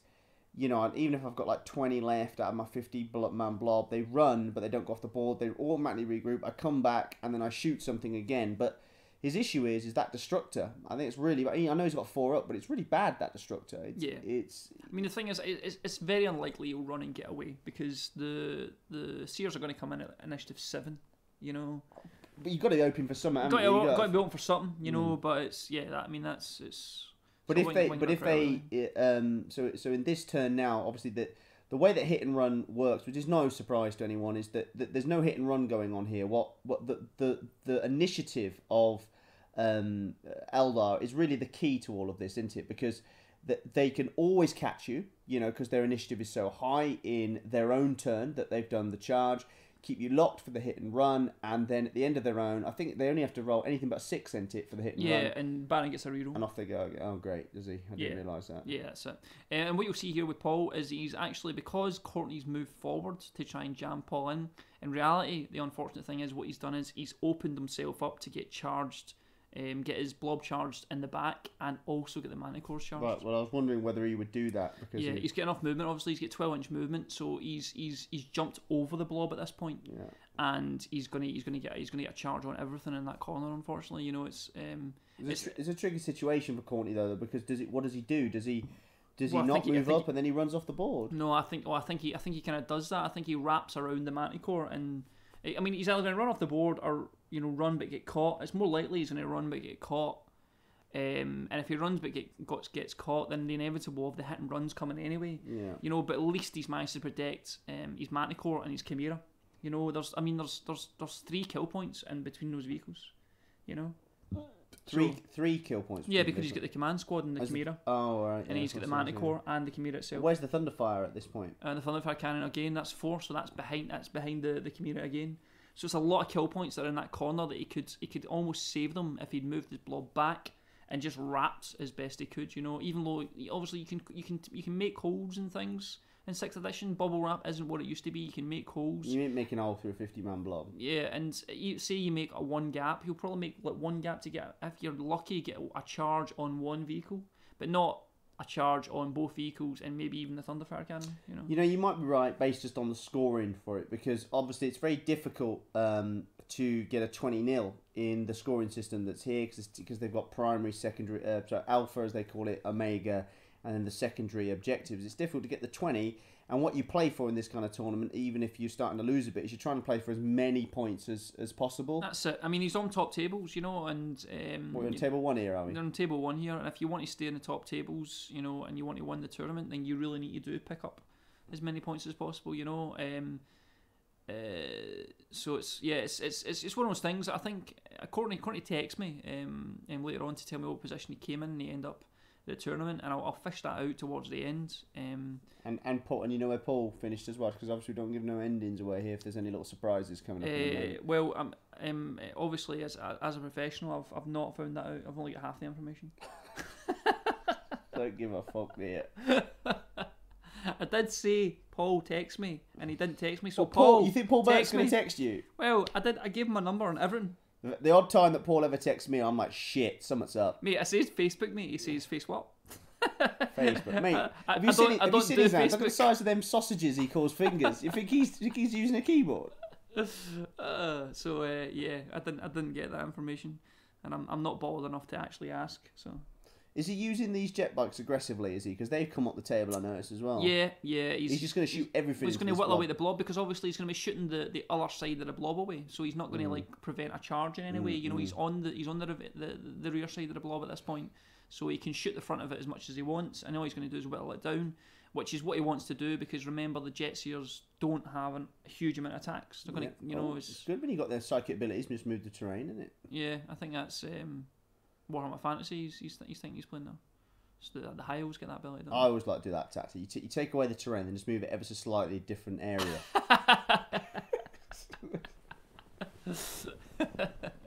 And what you've seen here as well, obviously the Warp Spider, they've jumped forwards, but Eldrad's actually joined the Warp Spiders to give them that a little bit more durability. So everything's sort of secure, you know. And I think what the Warp Spiders are going to try and do is they're going to try and kill a Vendetta if they can.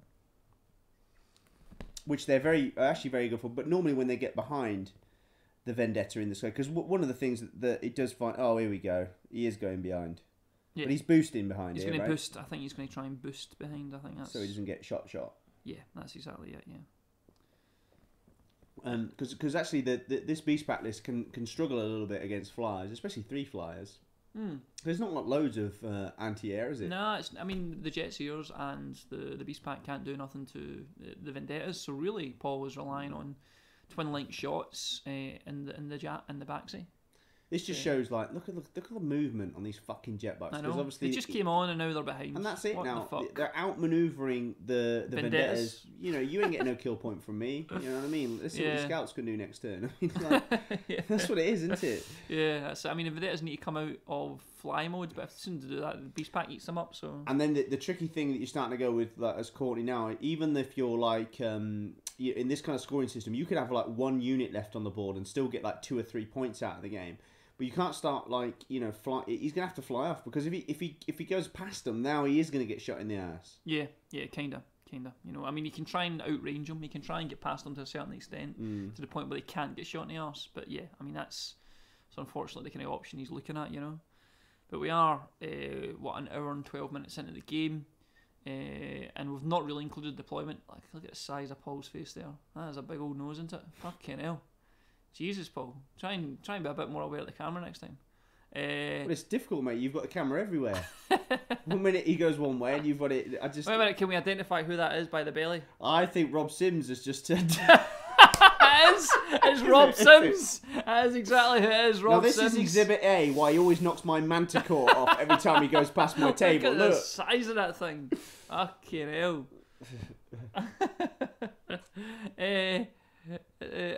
Mate, it's impressive. He's put a lot of time into that thing. There is a big shadow. That is Paul's shadow. Oh, right. Shadow's coming from the other direction, All right, mate. I get confused. Fucking hell. Are we still in? Are we still in movement here then? Or Yeah, what? well, I think we're just going to go through the whole of turn 3 pretty much. We might be going into shooting. Not been paying attention. I think we are in the shooting. I think. Oh no, we're we're going to assault because Courtney's adding up his Overwatch. All right, so I'll tell you what happened in the shooting. Then, Brilliant. So instead, you just talked about noses and bellies. Mate, well, it's more entertaining to be honest with you. The jetbike shot the Manticore and do a hull point and stun it because they got a side shot. And the Spirals shoot the Vendetta, but they're looking at 6s to hit with rerolls and then 6s to do anything, and they managed to. I think somebody got a rear shot, so he managed to shake it. And now the Jetseers are going to charge into the blob, but the Manticore is a primary target. And Courtney's just adding up his Overwatch shots. Obviously, the Overwatch is prescienced and it is on full ballistic skill because of his psychic powers. But I mean, the Jetseers have got a 2-up rerollable armor save. So who gives a shit? He'd be lucky to kill one. That's where we're at. I mean, yeah. Well, I mean, what happens is once he rolls these dice, is he chucks 13 wounds onto them. And while 13 wounds might sound terrifying to quite a lot of people, nothing gets through. Because it's a 1 in 36 shot, It's a 1 in 36 shot to get through that 2-up rerollable. And he's already had it today. He's one Jetseer that he's killed is the only kill he's going to manage to get, basically. I imagine this is going to be a good example of how to multi-assault. So... he's lined it up quite well. He's done that big S-shape thing. And anyone that's wondering about how to do it, you can. I mean, probably if you're watching this video now, they're probably underneath this on YouTube or wherever the hell. Where do we store our videos? Is it on YouTube? Is it? Yeah, on YouTube. Good. Yeah, that's it. I visit it daily. Pay attention to those channels. That's it. There'll be another one under there, which is probably labelled like Screamer Council Assault or something like that. Yeah, it's like Screamer Tactics, Screamer Tactica. Yeah. That's it. And there's a few videos by Dave taking you through some of the tactics that he's nicked from other people. And how to play Screamer Council, and one of them is how to do a multi-assault. And what you see actually is that this is like all the Overwatch and things going on. He's lined it up so that he's going to try and multi-assault like basically the Chimera, the Manticore, and the Blob. If he gets enough movement. But what he actually does is he rolls a 3 for his charge range, which gets him into the Manticore and the Blob. Because he's only 1 inch away, but not to the Chimera. But he's got a fleet, so no big deal, right? So he chucks his fleet down and rolls a 2. so it's not as painful as it could be. So when you say he rolls a 2, he rolls 2 inches. Just 2 inches. 2 inches. Yeah, he gets a 2 and a 1 for his first roll, and he uses a reroll and gets a 1. But he's just 1 inch away from that. Yeah, he's 1 inch away from the Blob and 1 inch away from the Manticore, so he still gets in. But he just doesn't get the multi-charge. Well, I was going to say, if you get the S shape, and it's difficult to explain how he's got it here, but if you get the S shape, it's difficult really to kind of fuck up the multi-assault, no matter what the thing is, because you can, if you get a high number, some people don't like the high number. They're like, oh shit, I got 12. It means I've got to get into everybody, every single model and whatnot. But you can actually block off. Where it can get tricky though is when you're going into a large unit like this. You have to make sure that you're actually kind of far enough back, or the S bend, the last bit of the S. If you imagine that's the bit that your own unit blocks off, so you can't get into the primary unit, so you can then hit a secondary unit. What's all the pointing about? What are they pointing about? I'm not really sure. I think they're just trying to work. Were you even there on the day? You don't know any of the answers. Mate, I'm having a cup of tea at this point. I'm talking to Richard. Who's Richard? He's the owner of the place. I'm asking him if he can sort some heat in it. This is when you got your fascinating gas story. Is that what you got from him? So we don't it. know what's going on here, but we have got a gas story. We have got the story of he doesn't have gas for the place. Somebody's got a Christmas jumper I can see on top right. That is definitely a Christmas jumper, right? I think that might be Tim King. Lovely. Yeah, he's got a nice Christmas hat you're going to see later on as well. So they're just working at the charge, basically.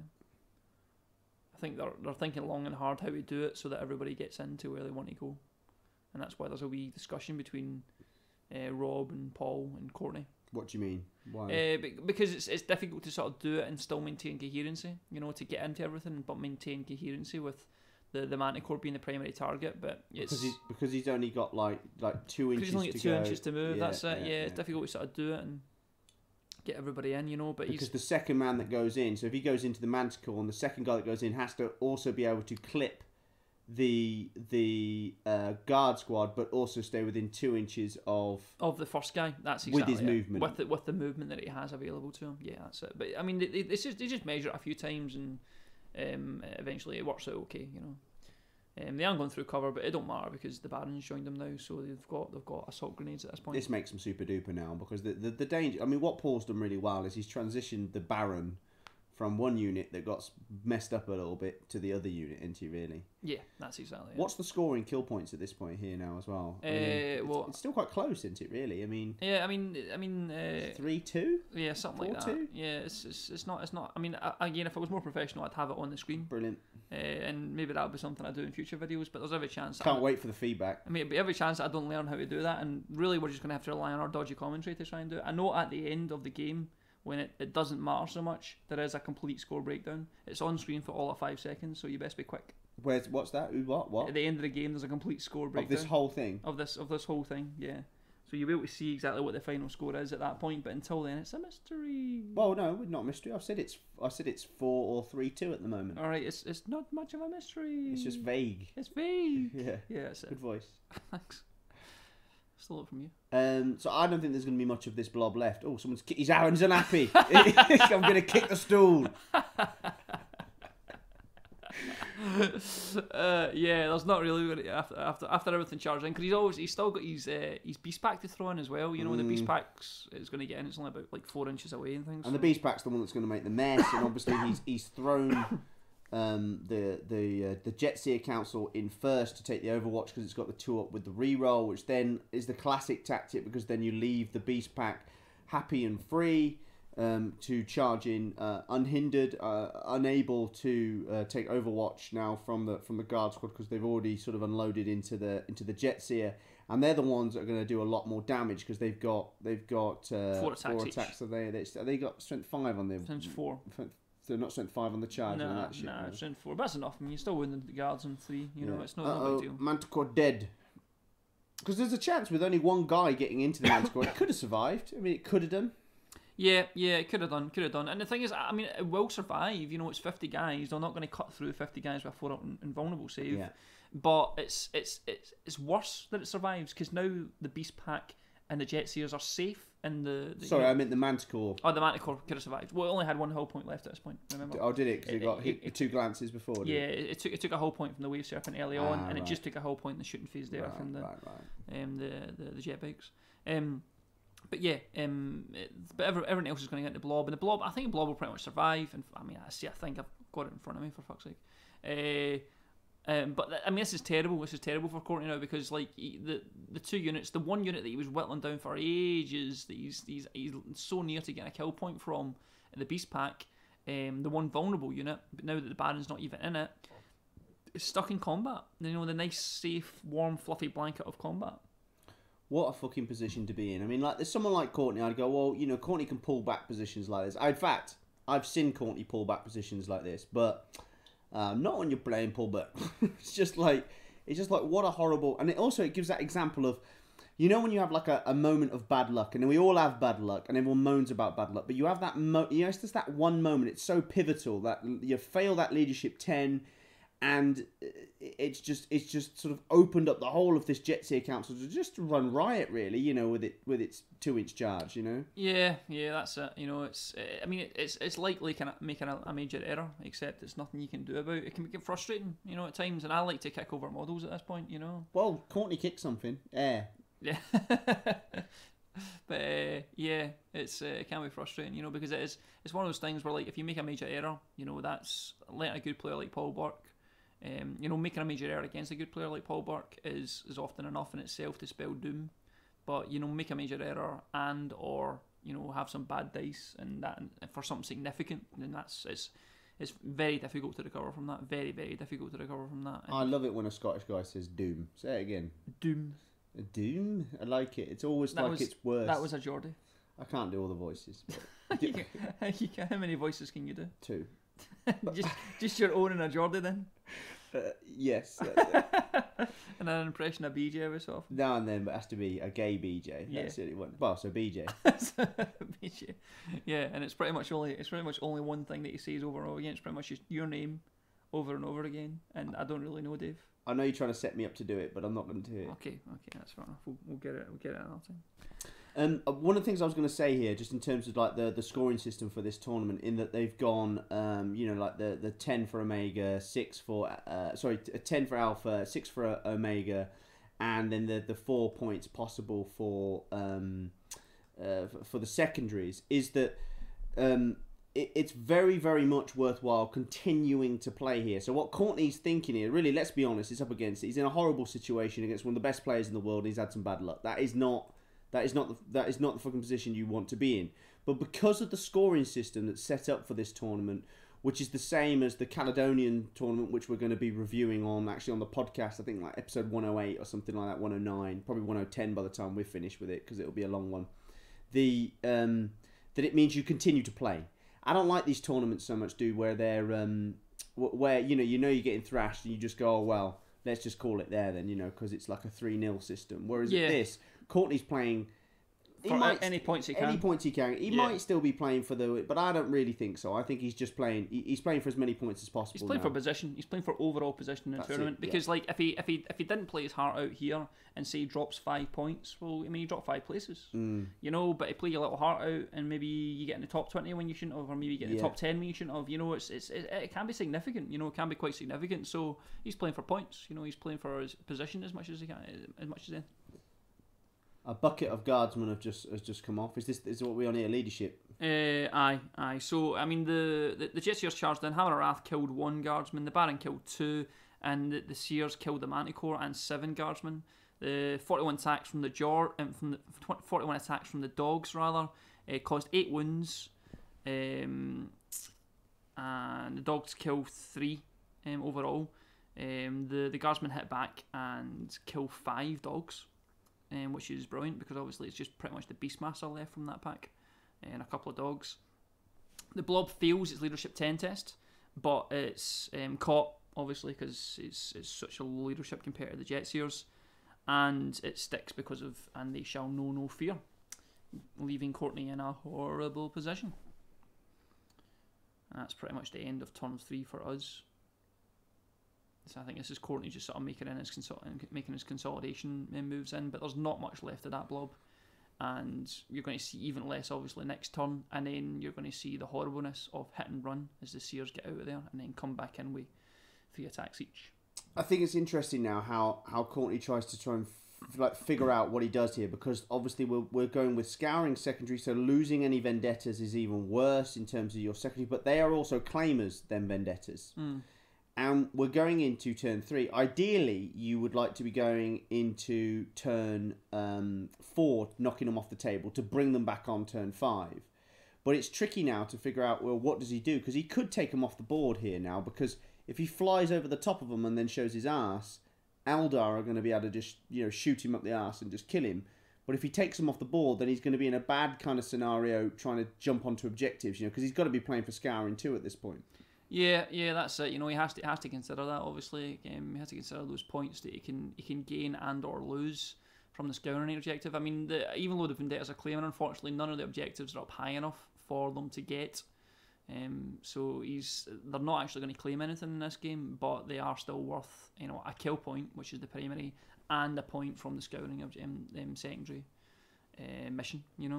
So he has to, as much as he wants to be offensive with them and try and pick up kill points himself with his vendettas, he can't really, he can't be as offensive as he'd like to be.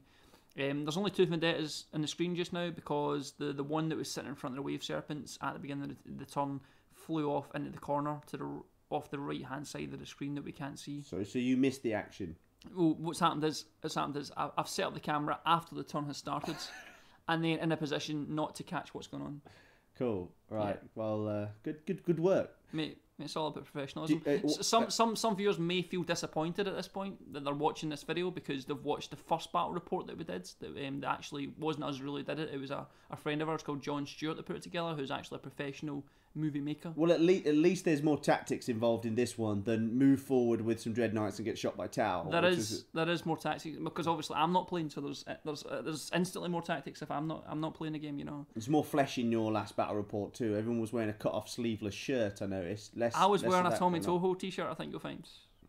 think you'll find. I think it was BJ that was wearing the gay shirt. Come on, explain to me what's so, because they're so quick in these turns. By the time you've explained it, we'll be into turn 8. Right. Okay. So Vendetta's flow off into the corner to stay safe. The other Vendetta's shot into the warriors. It's killed 1, so that's leaving 3 left. And the last Vendetta's shot into the guardians, or I think it must be the jet bikes. The Chimera is into the last jet bike.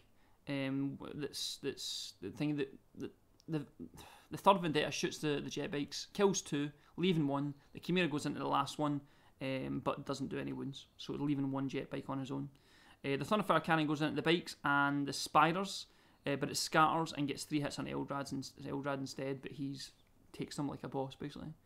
The scouts are going to shoot and kill 1 guardian. I think maybe that's already happened, which shows you how far we are behind in the commentary. I don't think so, because there's 3 there. There's 3 there. Yeah, okay. So the scouts will shoot and kill 1 guardian, and then they'll charge in against the scouts. Everybody in this shooting phase passes the leadership test. Happy days. So, what Courtney's decided to do here then is fly over and be offensive with the Vendettas. Obviously, this was the closest one he's took off because it couldn't really get an angle on nothing. So, he's trying to stop troop scoring here. That's what he's going for. Hoping then that the Vendettas survive any shooty up the arse shit, go off in turn 4, come back on turn 5 to claim. Is that what we're looking at? Kinda, but I think that both of them both Paul and Courtney have become conscious of the time at this point, and they are thinking they might not even make it into turn 5, unfortunately. Which, does happen. It does happen in a tournament. Sometimes you don't make it into turn 5.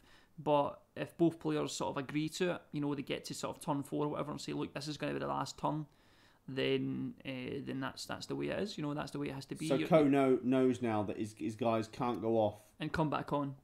But I suppose they could have gone off this turn. Well, this is turn 3. They could have come on, but then there'd be turn 4. Too many of Paul's troops knocking around for scouring, right? Kinda.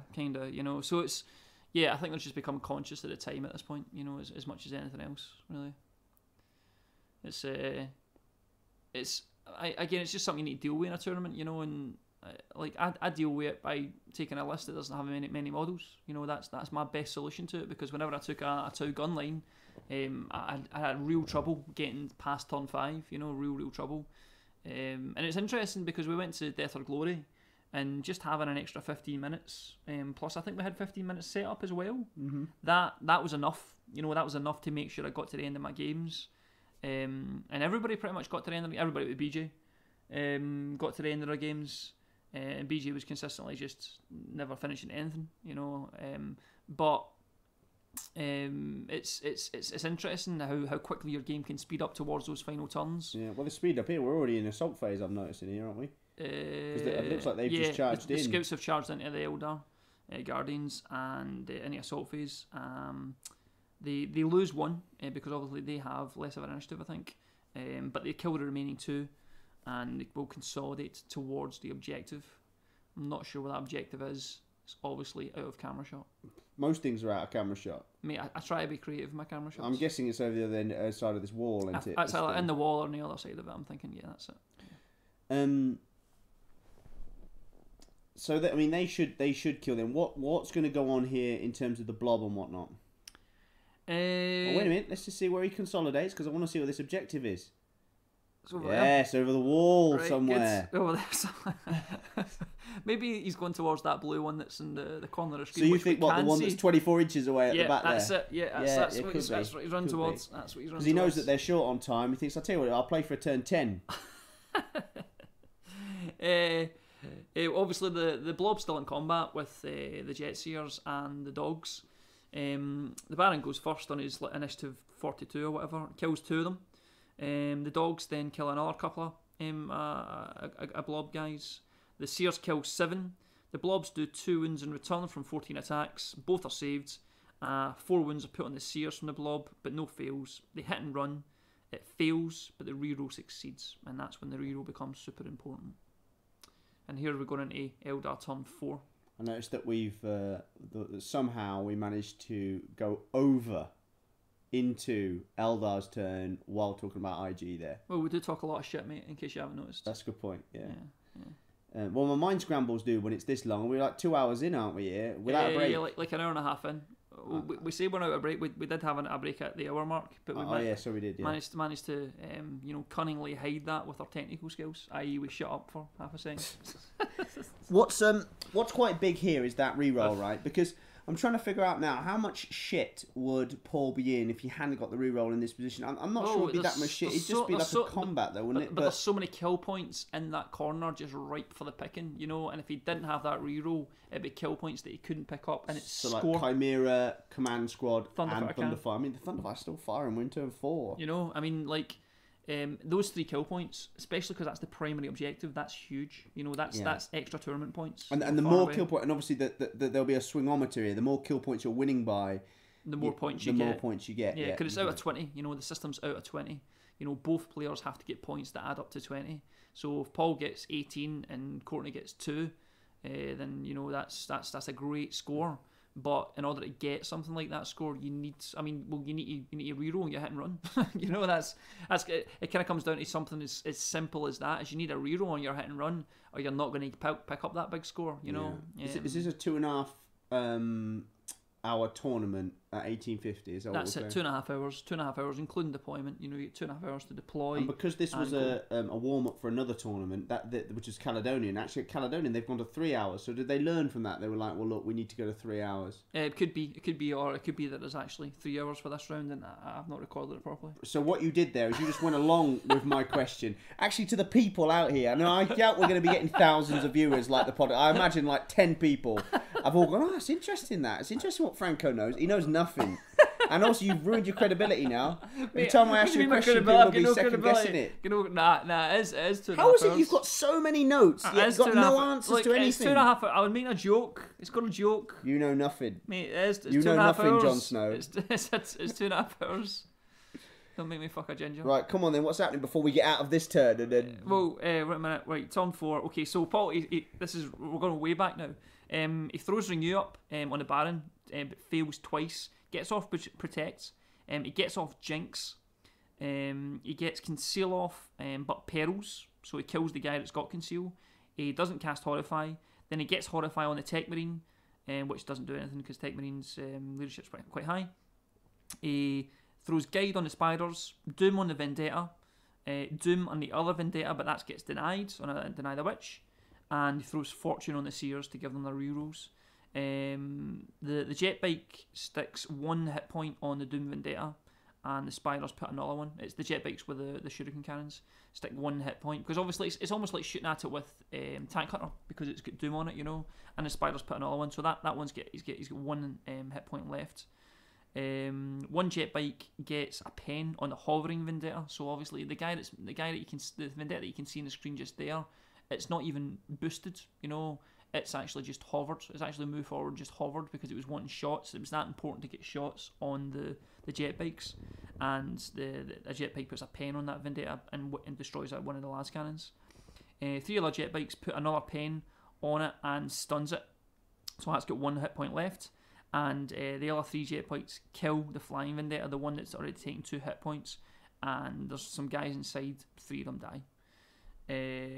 The Seers then, in my notes it says multi-charge, but I'm sure that means multi-charge. It says multi-tech, but I'm sure that means multi-charge. The Vendetta, the Blob, they take no damage from the Overwatch. The Baron then kills 2. Farseer kills a Sergeant in a challenge, of course. The Seers kill 2 guards. Guardsmen, the 2 Seers stun a Chimera, but don't manage to kill it. And 3 Seers kill the Tech Marine. The dogs then kill 2 guardsmen. The Imperial Guard lose, run, and are caught. And how's that for timing, motherfucker? Right, that was very good. That's the most professional bit of this whole outfit so far. So we're going into Courtney in turn 4. Obviously there is not much left on the table at this point. The Blob is whittled down to nothing. And how are we in IG turn 4 when the jet bucks are moving? This is not IG turn 4. But it says it down there. Mate, Ig it's not, to turn 4. it's not, I want to change that before it goes out. This is not. Well, it's too late now. Nah. People, at the bottom of the screen we're watching, it says IG turn 4. It doesn't. Dave's lying to try and fuck my reputation. Is this meant to be IG assault or something? Is that what it's meant to be? So all that timing that you were bragging about a minute ago, I'm now kind of lost. Ruined. I'm kind of lost. In fact, you know what? You know what I think it is? I think this is the assault phase that I thought I've you were about just to say described. movement of Eldar. Nah, I think this is like the shooting and the assault phase that I've just described of Eldar. And then what we're going to get in a second is it's just going to. I think I pretty much just forgot to film Courtney's bit. What do you mean? Like, I think I set the camera up and then I paused it to move it to another camera angle. And I put it down, but forgot to hit record. So Courtney's turn isn't even on. What do you mean? He's now moving his stuff, so it must be on. Okay, it's good. It's on. What the fuck are you talking about? I know at some point, somewhere, I've forgotten an entire phase. Like, I set the camera up to get something and I've just forgotten an entire phase. It looks like Courtney's paws, so he just isn't moving, everybody else is moving. Maybe. Yeah, I mean, it must be Courtney's turn. It must be What- Courtney's. I think what we've had is we've had like some assault moves. That's what we've had, some assault moves from Paul late and into Courtney's turn because they're trying to rush to finish it now, and then Courtney's sort of continuing. So it says IG turn 4 at the bottom of this, and that's the way it's going to stay when this video goes out. Mate, it's a very professional outfit, very professional. It's sometimes be very difficult though to let when you got someone moving in your turn and you're going, I'll move and I'll move, a bit like you would sometimes in a casual game when it means this much towards the end of the game. Yeah, what you're seeing obviously is Courtney's just he's moving data about, he's getting some troops out to get on objectives, he's trying to do everything quite quickly. He's obviously sort of hard pressed and a little bit stressed at this point. He uses the word matey a lot, I've got in my notes. So I mean, maybe that's. Are we going to actually have the sound over it so you can hear that the background noise? No. Just have it silent. No, just silent. Good, mate. Silent. Yeah. So anybody wants to give feedback, that'll be my first bit. Let's have a bit of atmosphere at least. Fuck it. Now, we got any music behind this as we go through? No. Silent. Silent. It's like my dad's put it together. So the Vendetta kills a jet bike this time. And because he's safely coming to hover mode now, right? Because they know it's ending turn 4. No, it's ending. And the other jet bike, the other Vendetta that's like that was up the corner of the screen, that's now in the screen. It's moved into position to shoot at Eldrad, and shoots and kills Eldrad as well, which is nice. Shit. Yeah. Is that boss? Is that the warlord? It will be. Yeah, it's warlord. Yeah. That's it, yeah. How is he? Has he sniped him? Has he moved the vendettas in and sniped? Yeah. I think use the 9-inch rule, right? Yeah, that's the one. He's moved it in and sniped. Just explain that. That's a really cool rule that I use it with my vendettas all the time. So you move your vendetta. So most tournaments will go, look, it's like a 25-degree angle or some bullshit from the las cannons. Yeah, to get down at the grounds. But it's difficult to do that. So most tournaments go, well, look, it's about 9 inches away. You can't shoot anything that's closer to you than 9 inches. So what you do is you come on, you make sure you're 9 inches from the model you want to hit. Now, obviously, Eldrad can like jinx stuff and all that kind of stuff. Yeah, isn't it? He needs to make that, and if he then fails that and fails any saves, yeah, dead. Yeah, but a lot of ones, like I like to do it against Cotiers because I know that he's got a 2-up save and not an invulnerable. So it's really like he's got a 2-up save, and if I get through, I know he's dead. That's nice. That's it. So and that's exactly what happens in this instance. The Seers and the Beast and the Baron kill another 8 in the combat phase, and 1 dog gets killed back. They run, but they're caught, so that blob survives. It's been chewed apart for the last 3 assault phases, but it's actually going to survive to the end of the game, and that's huge, because that's 2 kill points in that blob. Plus, Courtney's picked up a kill point and slay the warlords from shooting with a vendetta. So it's massive. It's massive to get those amount of points towards the end of the game and manage to retain points from the blob, even though you've lost a Tech Marine, you've lost a Chimera, all that kind of shit. Obviously, the advantage here for Courtney is that he is going sort of second last and knows it's the last turn, so he can be jumping on stuff and getting out of vendettas with impunity almost. Yeah, that's it. I think it's. But the same advantage that if it was going to turn 5 and you weren't, you knew you weren't getting turn 6. But it's again, it's one of those things that happens in tournaments. It's one of those things that it just happens, and I think at this point, Paul's pretty much won. But it's a matter of how many points can Courtney scrape back at the end of it, you know. And if you don't get to the end of your game, then it's kind of both people's faults, you know. In this instance, certainly, you know, where everybody's got a lot of models to move, everybody's got a lot of things to do, and there's no one that's been particularly slow playing or anything like that. You know, everybody's been moving at especially as you can see on the screen, the speeded up pace, you know. So it's.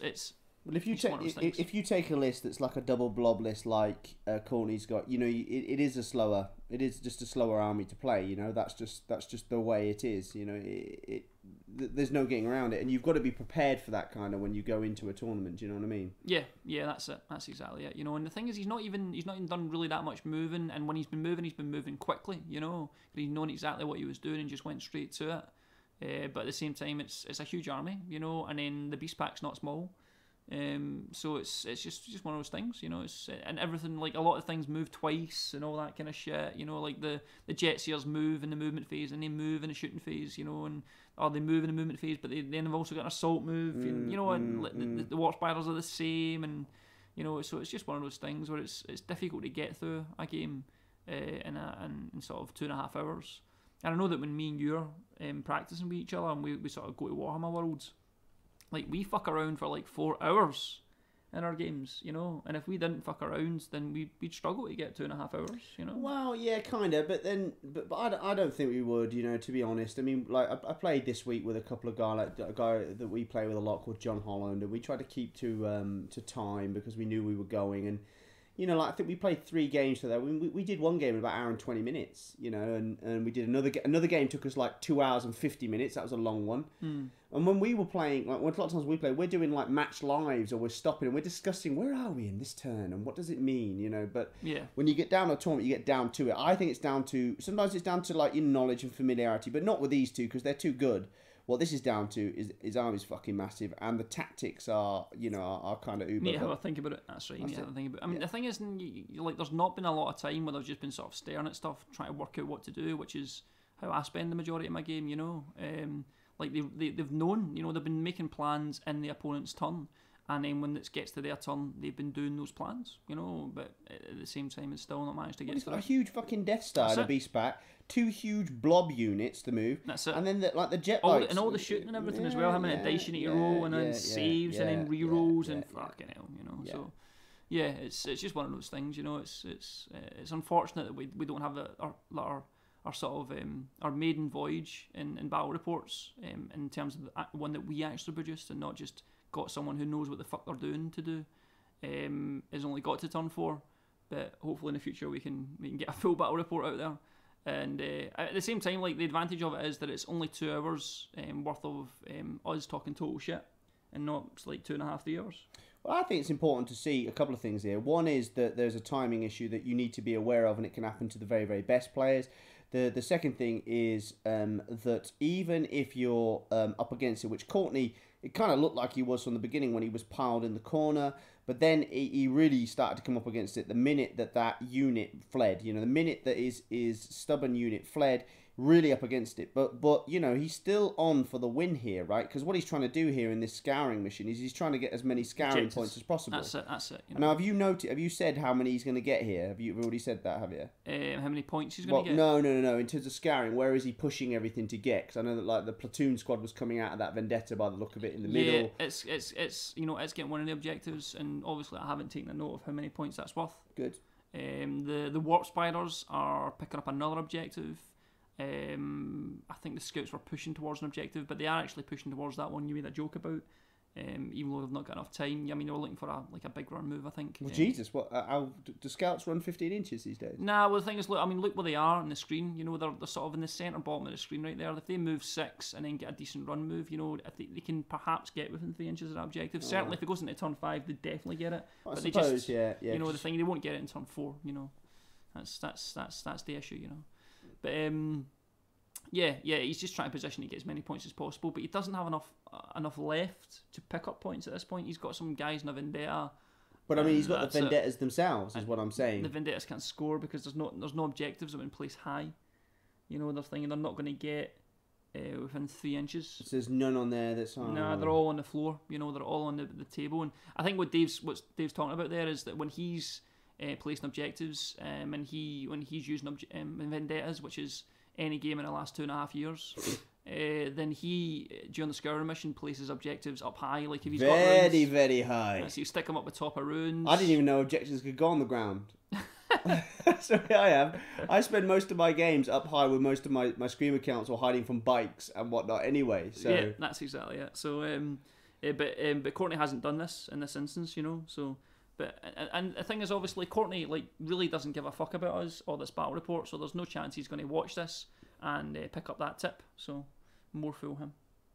Oh, what, the objective tip? Yeah, he's not going to pick up. Well, that I think he probably does know that tip, but I have a feeling that objective that I can see down here, bottom right, the blue, I think that's probably within 12 inches of that bit in the middle, which is the only bit I can really see. And then there's another bit at the back, isn't there? Yeah, I think maybe Paul's positioned it so it can't be done. One of the ways you go against the Vendettas is you position, put, yeah, so they can't get up high. You know, guys are doing that to me all the time. That's it. What we're doing is totaling up now? Yeah, they're totaling up the scores just now. So what is the final score? Is that going to come up on the screen, or is it? It's going to come up on the screen in about half a minute or so. Is it going to be very, very quick, or do I have to read it here so I can know what I'm talking about? I'm going to let you read it and try and panic about it in terms of how quick it's going to be. I mean, it's pretty much it's on the screen how long it's going to be, but I know that you're such a Luddite that even looking at this bar as it's moving along, you won't be able to see the clip, work out how much time you've got, and then you just have to assume it's 5 seconds. Well, I'll tell you what, I think I'm going to surprise viewers, and not listeners, viewers here, because actually, I think this is going to be a lot closer than people think, because a couple of reasons. One is that Courtney has gone second and able to jump on objectives, and because there's a swingometer, he's not tabled here. That's it. He's got points, so I think it's going to be a lot closer than you think, which sort of shows why you continue to fight and go for it. That's it. I think if it goes turn 5, 6, and 7, though, he's really in the shit. I mean, his vendettas and whatnot might survive, but that's it. That's exactly it. And here we have the final score here. On the primary mission, Paul got 6 kill points, and Courtney got 5. So very close there. On the secondary mission, scouting, the Eldar player Paul got 11. He got most of the objectives, and Courtney got 6. And then on the secondaries, Paul managed to pick up all 3, and Courtney got everything except first strike. So obviously Eldar win, but it's only a 13-7 score to Eldar. It's not a huge victory. It is a victory, but it's only a 13-7. I think Courtney should be really pleased with that, considering what happened there. Yeah. And what we're going to see now is going to get a little word from the organiser. Yeah, hi there. I'm Tim King. I'm running the tournament today. And this is Richard. Richard runs Sanctuary Gaming Centre, which you can see. Big old venue, big old church we've got behind us. Today we are doing winter warm-up. A bit of a fun tournament, really aimed at people to test out their lists before Caledonian Uprising, which is going to be the UK's biggest 40k event, held in the third weekend in January. We've got 120 players going up to the Northwest Gaming Centre in Stockport. But what I wanted to do was have a little warm-up event down here, and Richard was kind enough to let me rent his facilities, and the guys had a cracking day. It's a one-day tournament, 3 rounds, and I've got over 40 people here, which for a one-day tournament is fantastic. Yeah. Great turnout. So tell us about the centre. How long has it been open for? Sanctuary Gaming Centre is basically it's an old church that's been vacant for the last 20 odd years. We've managed to turn it into a great gaming venue. It's got the shop, it's got facilities, snack bar, it's got 40 6x4 gaming tables. It covers many different systems. We've got painting competitions going on. Check out the Facebook page for more information. Me and Tim is working very close together. Tim's, is helping out quite a lot. Supported the venue, supported me, and supported all the guys that are here today. And the guys are in return supporting us back. The future looks bright for this place. You're looking to run regular tournaments here? Yeah. We're going to have very if you check out the Facebook page, Sanctuary Gaming Centre, it's a nice little plug for you there. The events calendar is already filling up. We've got an X-Wing event in February. We've got Hordes of War Machine in January. You'll see a Dead Zone event in January as well. And we've got the UK GT final coming to the venue middle of March, which is a great event for the venue to be picked to host. And we're starting off small. Rich has done a cracking job. It's only been open a month, but then building up. We'll hopefully have 2 toilets expand. We'll get We'll get the bar in and bits and bobs, and it's going to be one of those venues in the country that people will want to travel to. And it's right in the Midlands as well, so it's quite easy to get to from all angles of the country. Like I said, we're in Sutton in Ashfield, which is about 5-10 minutes off the M1 junction, about 30 minutes north of Nottingham. So it's quite good access. There's Travelodge, Premier Inn, a couple of local hotels nearby. Plenty of car parking. Lots of free car parking about. And as an independent venue, Rich is happy to host any gaming system that wants to come in. We all love 40k, so that's what we play. Even with escalation. Right, well, thanks very much, lads. It looks like a great place. I mean, I like the tables, look very familiar. It's nice that you managed to get them from Maelstrom. I look forward to having a few games here myself. Yeah, fantastic. Good having you. Cheers, Frank. Cheers.